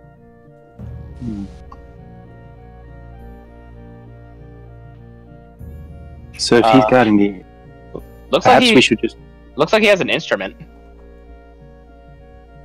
Yeah, if that's Tatus the Bard. He was there last night with Alis. If he is scouting the area, I suggest we hide ourselves on the periphery and keep watch. I mean, if I had to hazard a guess, I imagine there's some sort of alarm spells or traps. Alarm would be very likely. Alright, I can keep this up for 10 minutes if you want me to continue watching. That sounds... I suggest we keep our distance and watch and wait. Alright, well, I'm just gonna stay put. I'm completely blind in this state, by the way. Like, my sight is at the orb, so... I can't see anything around my immediate area. Alright, the rest of the 10 minutes are going to pass by uneventfully on it. Just him prepping spells and walking around? Yeah. Do you guys head to get the mausoleum in visual sight? I think we're staying put while Alma watches.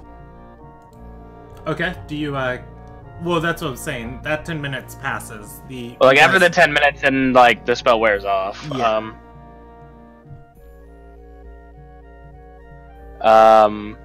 Did we agree on a spot to meet the others? They should at least know, the possibilities of what we're walking into.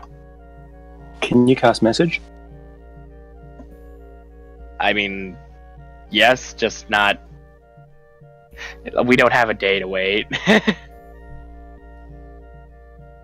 Sorry, the cantrip message. Oh, the cantrip. No, I'm sorry. I don't know that one. Because perhaps if we move you a little bit further away and you look to intercept the party, I can help you hide, and then I can keep a watch on the area from a distance more stealthily. Here, mending, resistance, sacred flame, spare the dying, toll the dead, and word of radiance. That's what I know. As far as cantrips go. What do you think about the idea if we retreat a little bit and you look to intercept the party, and then I look to keep an eye on the mausoleum and you? Sounds good. Yeah, so I suggest we retreat a little bit and put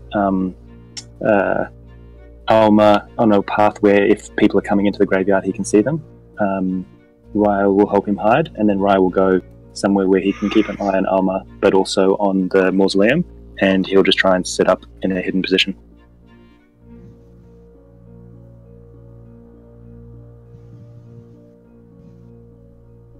Okay, so and are you putting the mausoleum in your viewpoint? Yeah, so okay. Somewhere where Roll watch the mausoleum and watch Alma. Stealth check. Alright, let's get that. Okay.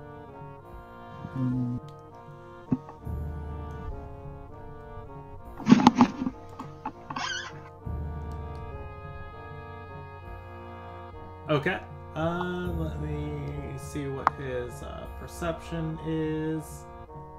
I think they get disadvantage on trying to see as well, from the cloak. Yeah, I'm just going with their passive. Well, they would actually, be paying attention. Nat 20 and an 11. That's so beautiful. So, like, that's what disadvantage is for. And 11 on the other one too. Cool. Alright. And what's the other one?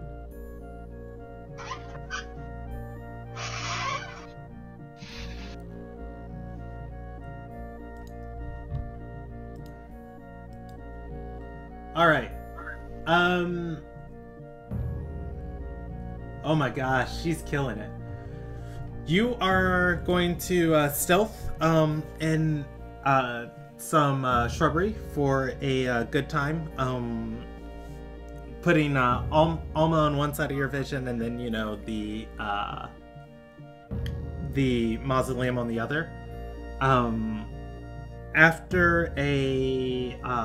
After sitting here for a few moments, you are going to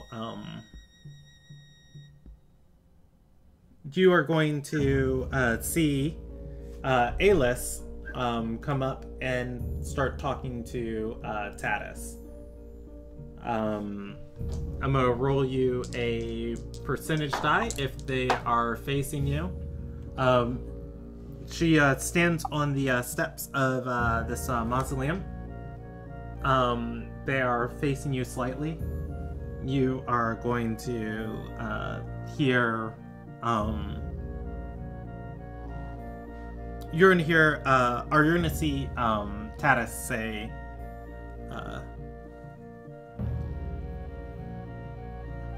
"The wards and alarms are in place. The spell scrolls you gave me have been cast. I still don't think this is wise, Alis." She's gonna shake her head and say, "I've given this circle all of my new life. This moment's for me. Besides, the girl deserves to know her role in all of this. And if she sees herself as she sees herself as our savior rather than a victim in all of this, perhaps she'd be more willing to work with us." And he's gonna say, "She's young, impressionable. Those knights distrust you and she listens to them." Alis is going to say, "That's only because she doesn't know who I am, which is why I'm telling her everything." He nods and says, "And what if she brings an army?" Alis shakes her head and says, "I've got a mother's judgment about this. She won't. Besides, I've turned Lorraine back on. I've let her know if she doesn't fall in line, she'll lose even more of herself." Tatis says, "Is she mine to command?" Alis nods and says, "As you were." He bows and begins walking off.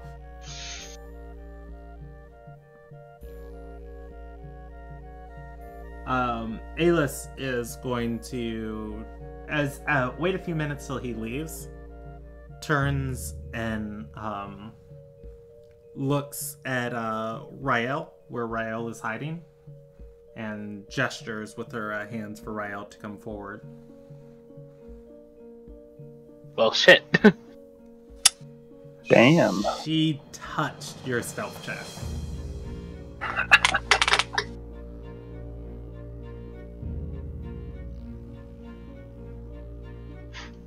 Ryo, you have a plan B, right?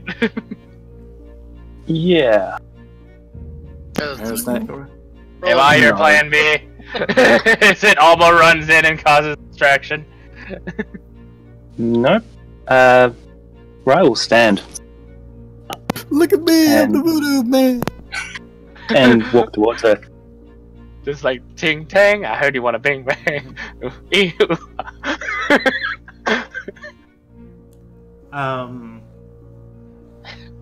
She's going to say, as you come towards her, she's going to say, "Did Ariana send you?"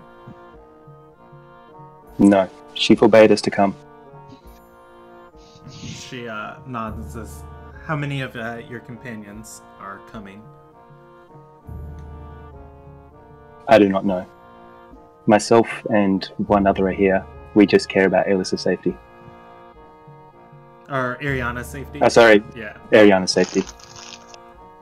She's going to say, "I give you my word, I won't hurt a hair on her head."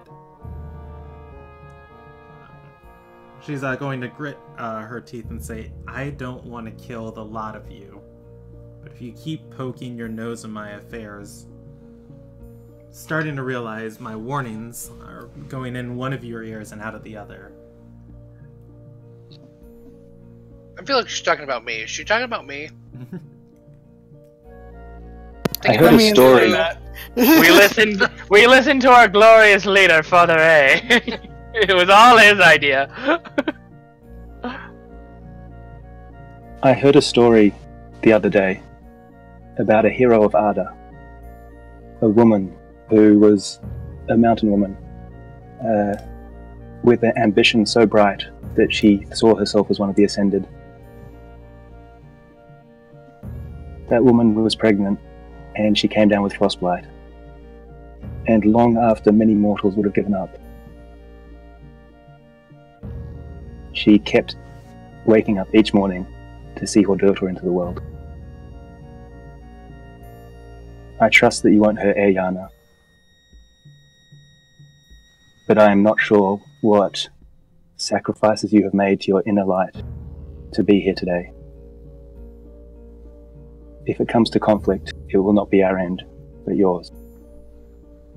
But if you can return to the light and be a boon to not just Ayana, but this city and this country, then I'll be at your back.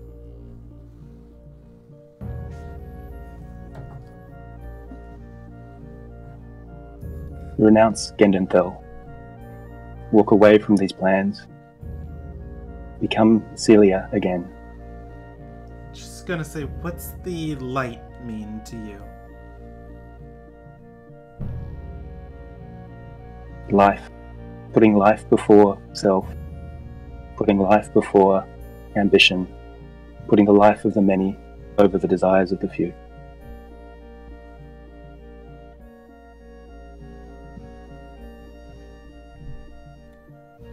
She's gonna say, I've been to the bridge. I've seen past it. This world, everything we've been taught, it's all a lie. The light, the life. She shakes her head and says, none of it was ever meant to be.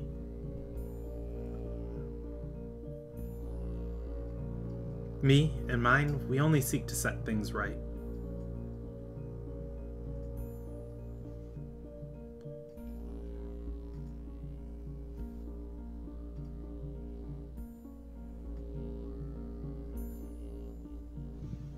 Raya will stare her in the eyes and bow slightly.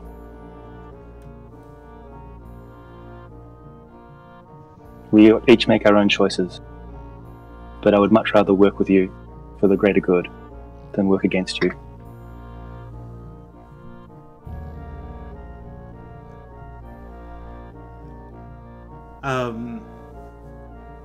She is going to say, I'll give you one last warning. Tell your companions not to come and not to interfere. And if I see them here this day, it will be the last time they draw a breath on this side of the bridge. Don't you threaten me with a good time. As you wish. Maybe you should warn her that that's not really a threat to Father, eh? I will pass on your message. And Ryle bows and turns his back and walks away. Yeah, she's gonna watch you leave for a good little bit until you are out of her vision range. And Mero gets to the graveyard. Really, nothing happened while I was going there. They didn't question the hooded man. Okay. Rael is going to meet back with Alma. At the same time, Alma sees Mero entering the graveyard gates. Alright. I'd wave Mero down and, see that you're coming back. It's like, oh, how'd the scouting go? I'm alive, and Alis saw me and knows we're coming, and told us not to come or she'll kill us all. Lovely. Mayo's gonna hand the scroll that he got from Anna. Wait, not Anna. Yeah, no, you're right. Anna. I mean, I gave it to you, but it was via Anna. Yeah, it's that Anna gave to us, and it's just like, Father A is calling in is flagging down a friend of his. Last I checked, he'll be joining us shortly. Hopefully. Ryle will take the scroll. You'll notice his hands shaking slightly, and he'll grimace and say, "I don't think this will be useful for today, but hopefully another time." Well, you wanted it. Well, did she say anything when you were cut besides the death threats? To be honest, I don't remember. I was too busy trying not to die. Fair enough. Reasonable. I suggest we wait by the gates and look for Father Anderson. Wait, hold on. Quick question. How far away is she from us? Far. We're not in a graveyard anymore. Yeah, We're on a street. Yeah, you're. Okay, then. It is out of your perception range, so over 150 feet. Okay, yeah, no, that's fine. Mayo's going to mention I don't know how useful this is, but I can actually sense what people are just by smelling them. I can't do it too often, but I haven't done it to her yet. If it does come to combat, I'll be able to relay anything I find out to you. And everything. Unless she quiets me. Honestly, a real possibility. That's why I said unless she quiets me. I will say, if Meryl wants to try, off of the residual smell off of Rael, I'm going to put it at just above very hard, putting the DC at 26. Okay, what would I need to do? In terms of check? Actually, it'd be kind of closer to nearly impossible at 27. And it would be. Can you even hit that check. with what you got right now? What is it? What's the check? Perception check. I can hit it. It's a very low chance. I know it's nearly impossible, but here's the thing. You said I have advantage. Do I have advantage on anything that's smell based? If you choose to use your shifter feature, that lets you get advantage for a minute. That's the problem of wisdom.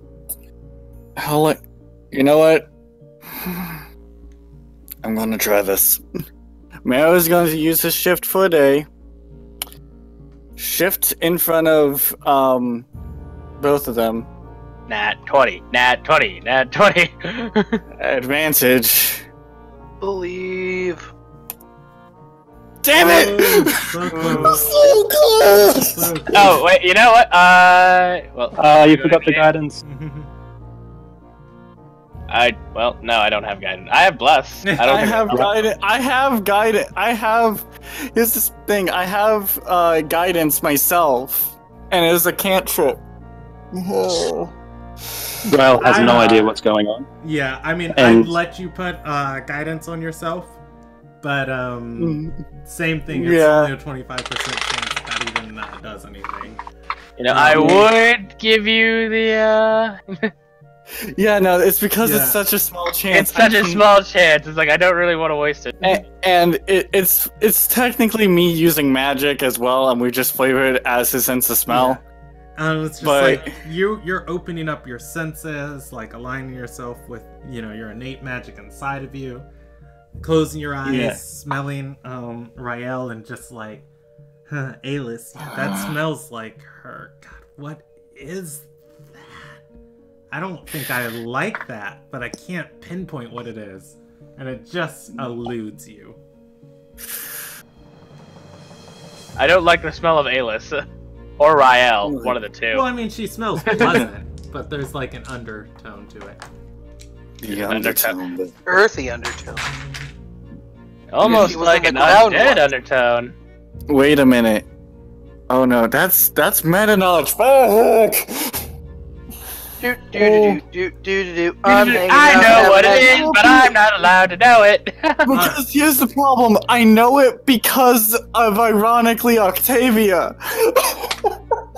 I'm having an awkward conversation with Gail, so What do you mean? Meanwhile, Father A's like, you read any good books lately? What exactly are you doing? I'm.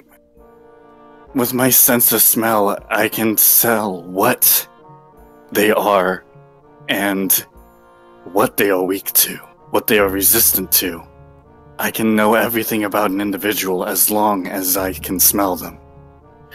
Well, that and they don't have protection against this kind of sense.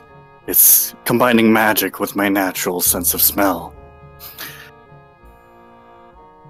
Very well, I am Ryle. I'm a Dorai.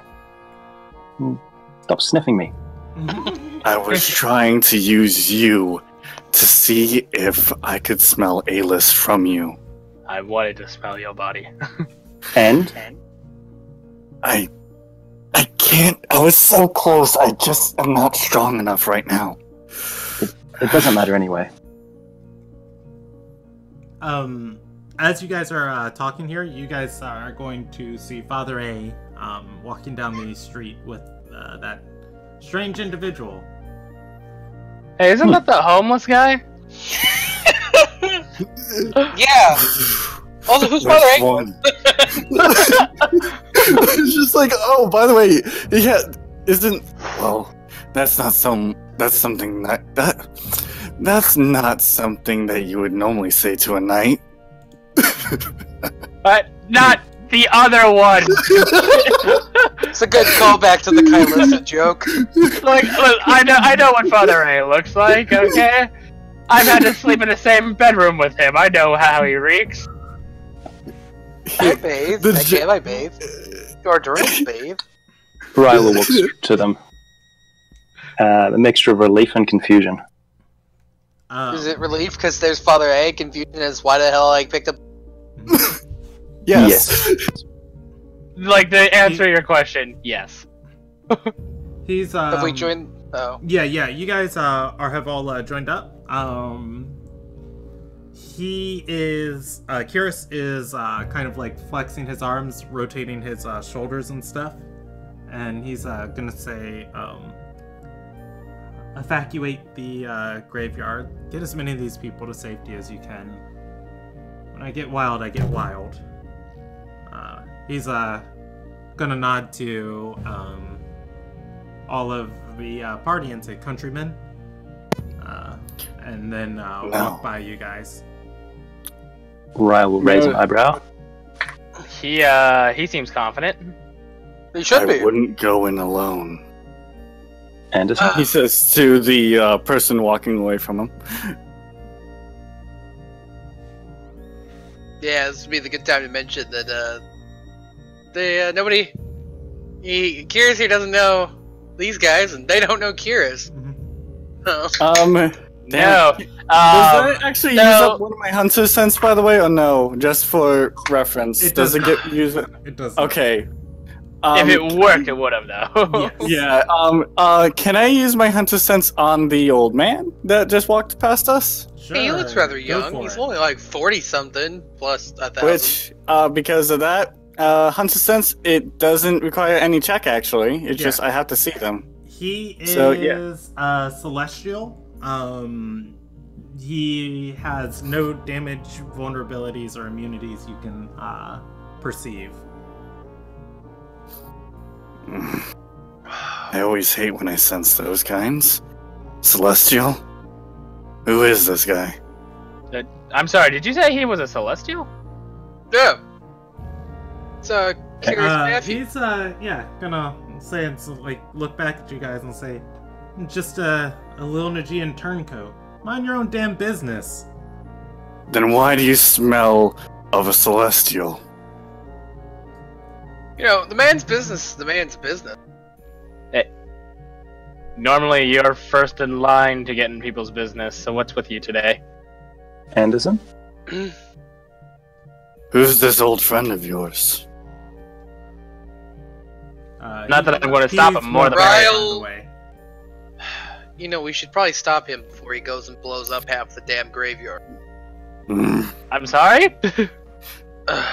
Ryle, Alma, Marrow, Kyrus Matthew, otherwise known as Gale Song, Ascended God of Storm.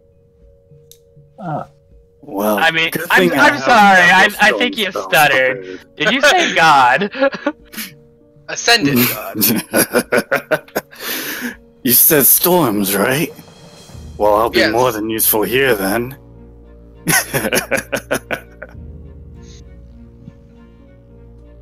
I'm sorry, you recruited a god. I just feel like you're like, you know one? Like, you just know a god. Well, like, I mean, hell, I met Renalta once, but that was because I died. I mean, I'm I never know the impressed. I was with Galestong. I'm impressed, but perhaps you should bring him back so we can converse. I have some information that might be relevant. Kyrus. Ryle has information. You might want to not be so heads. You're talking to like the original Ardorian. I'm talking to the OG. Like, he made the Ardorian.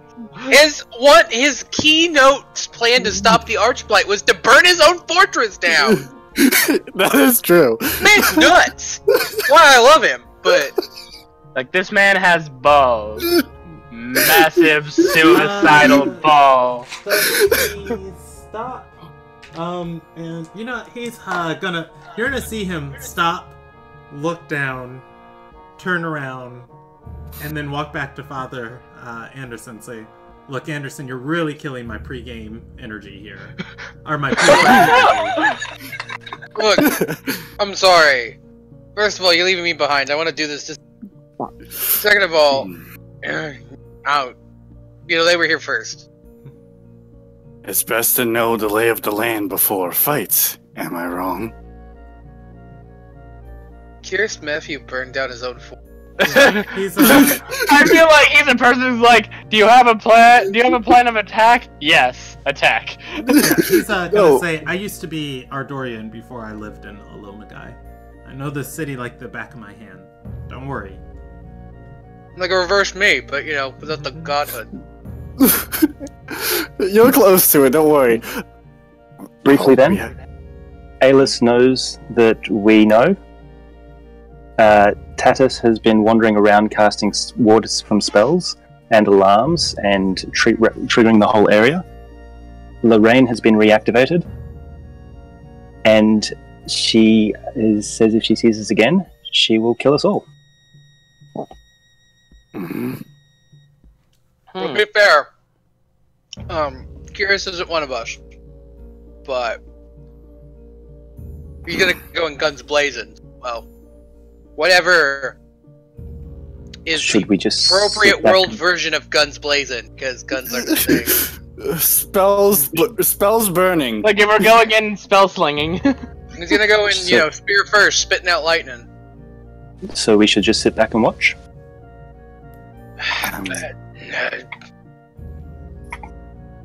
I mean, you just said that he's a god. I'm far less concerned now about him going alone.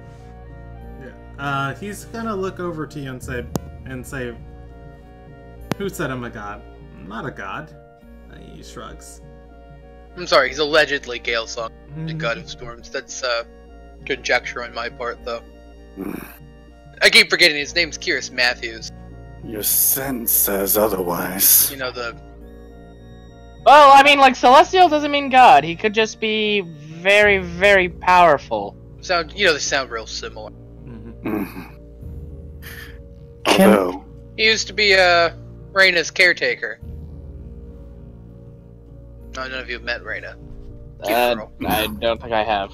Really good at magic. He's, Okay. you know, mostly doodles. I wish I had an old friend to come over here and help me, but I haven't seen Oh, him did I in say a we long were time. friends? No. Oh, Actually, I distinctly remember you saying he was a friend. No, I knew you meant acquaintance. It's just, I'd wish I had a friend of mine who I knew that might be able to help.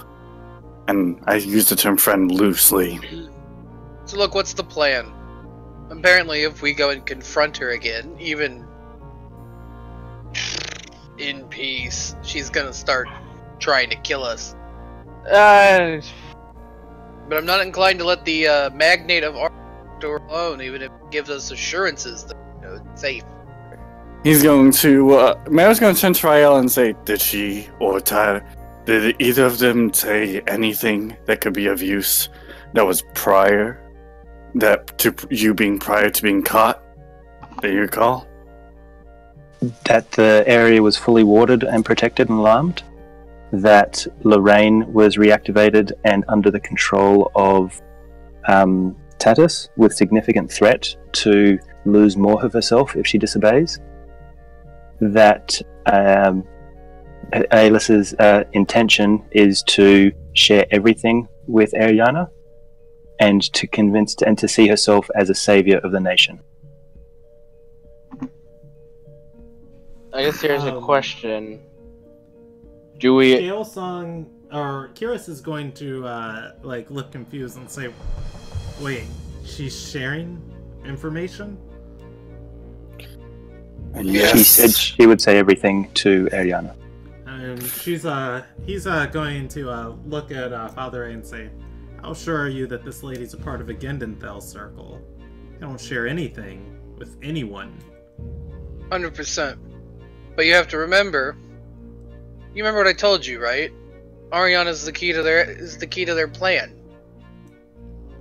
Her baby is their vessel. Getting buy-in from her is exactly what they want. Allegedly her vessel. They said yes. Last night I overheard them saying the vessel is nearly complete. We are guessing that it is the baby. Also, she's her mother. I told you this. I told you why I'm so, obsessed. I didn't take that baby out of a living. There wasn't a mother for me to take that baby from. For all intents and purposes, she was dead. As far as I know, I don't know when she came back. I'm sorry, you said she was dead? Celia Bertolf died 20 years ago. But you saw the body, you sure she didn't... No, I didn't see the body. But, she was dead when I smuggled Ariana out of the city as a toddler.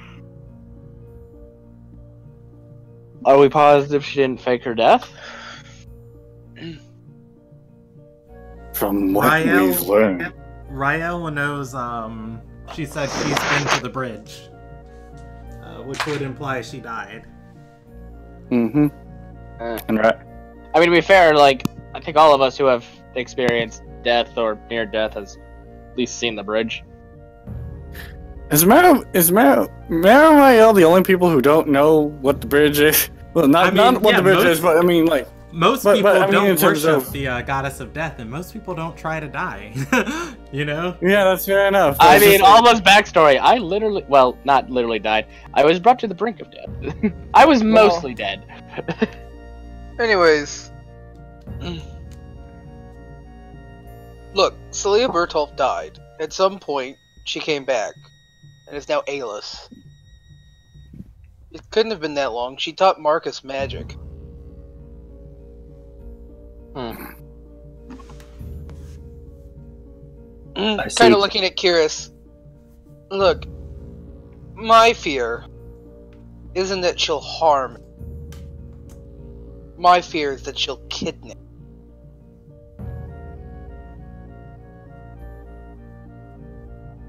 But this might be the best chance we have at getting any information about this.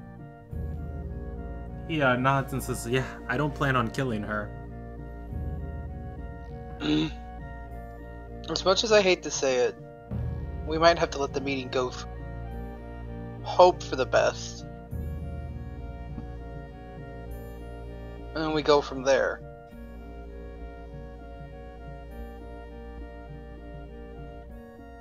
So attack now, or watch the meeting go ahead and hope to learn something?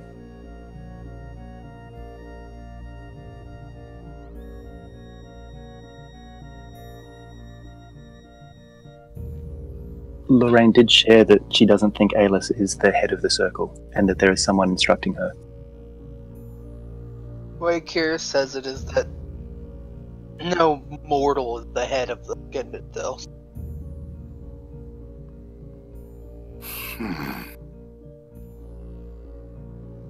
Mara's going to look at I guess my question is, how valuable is this information over your magnate?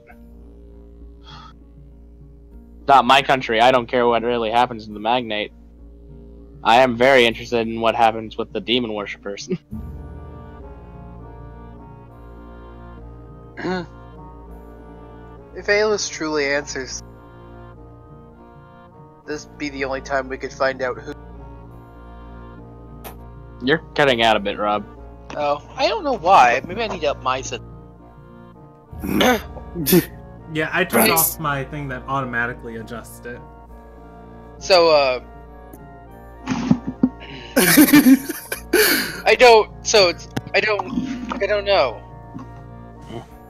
You know, this might be the only chance we have to learn the information we need to, you know, stop them. To pin them down. Now, I really want that. But I don't know if the risk is worth the reward.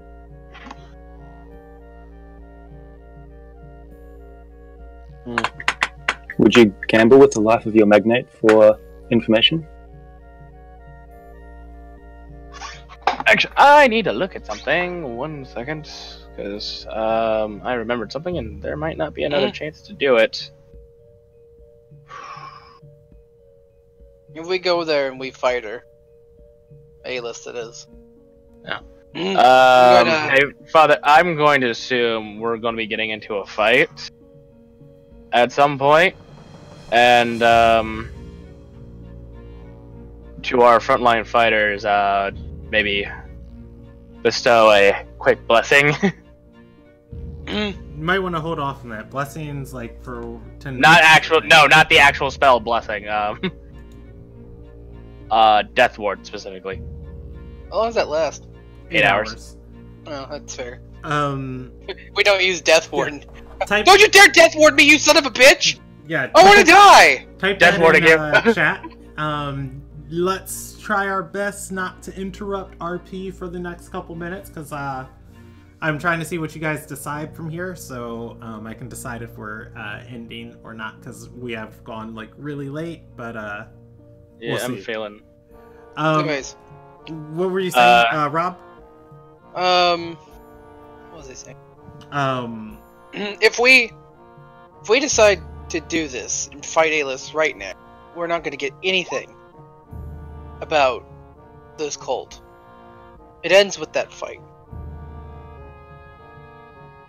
Yana will likely cast all of us out of the Knights as well. Which means Or I'm will probably you out going of the back night? to jail.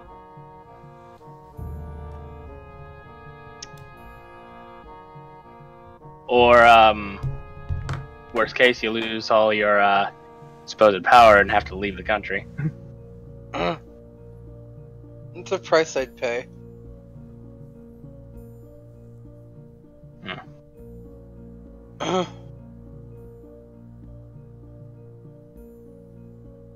But at the same time, that information's so worth it. Along with the fact that your I don't magnate would wanna get the information of, or get the chance of meeting her mother before we, apprehend her. And Father A kind of just looking to the side. And you're gone. And sorry, and I don't want to take another family member. And you're gone again. Same. no, I place, heard too. it. I don't want to take. I another did not. family I don't member know from if her. it's like me. I was on mute. Sorry, it was. I don't want to take another family member from her. It might be my headset. One other option. I could cast an illusion around someone to make them appear like Ariana, and they could approach Aylis. She might detect it. She might not. Yeah, but Is she capable of using True Sight? I can't mimic her voice. Nobody can. You mimic her voice? I could. Actually, I'm going to attempt something. I think you both have the actor feed. I do have the actor feed, but I still have to roll for it. Altus is going to kind of rub his neck and do a impersonation of the magnate's voice, which I think is deception. It would either be deception or performance. I do have both. I got the actor feed. That should be efficiency. My vote would be for information, but it is not my magnate, and I'm happy to follow Father Anderson's lead. We'll do performance. As I mimic the magnate's voice. Wow. Almost a natural 20. Close, but not quite. I mean, that's pretty good. Ryle can't tell the difference.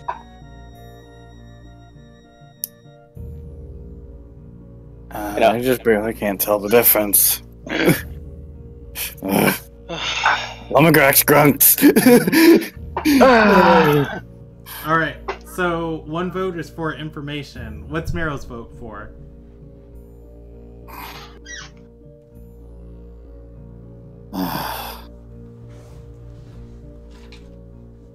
Knowledge is power. As much as I would hate to lose somebody, knowledge is worth a lot more than people realize. I vote for knowledge. And what's Father A's vote? What's Alma's vote? What's Alma's Alma's vote?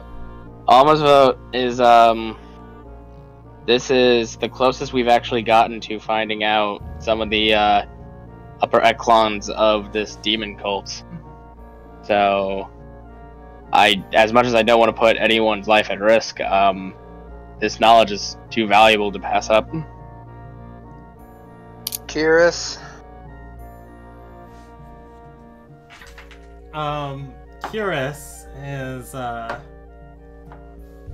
gonna shake his head and say, I've never known a Gendenthal circle to share with an outsider. I'm having second thoughts that this even is the person we're looking for.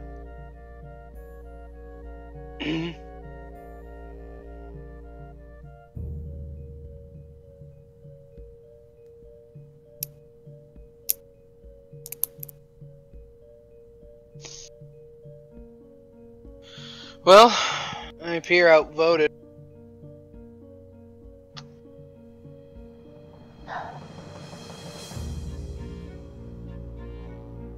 So I guess we wait.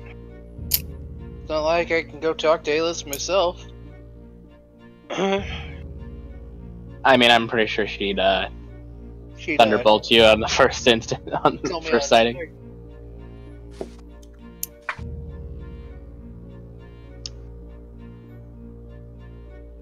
I don't.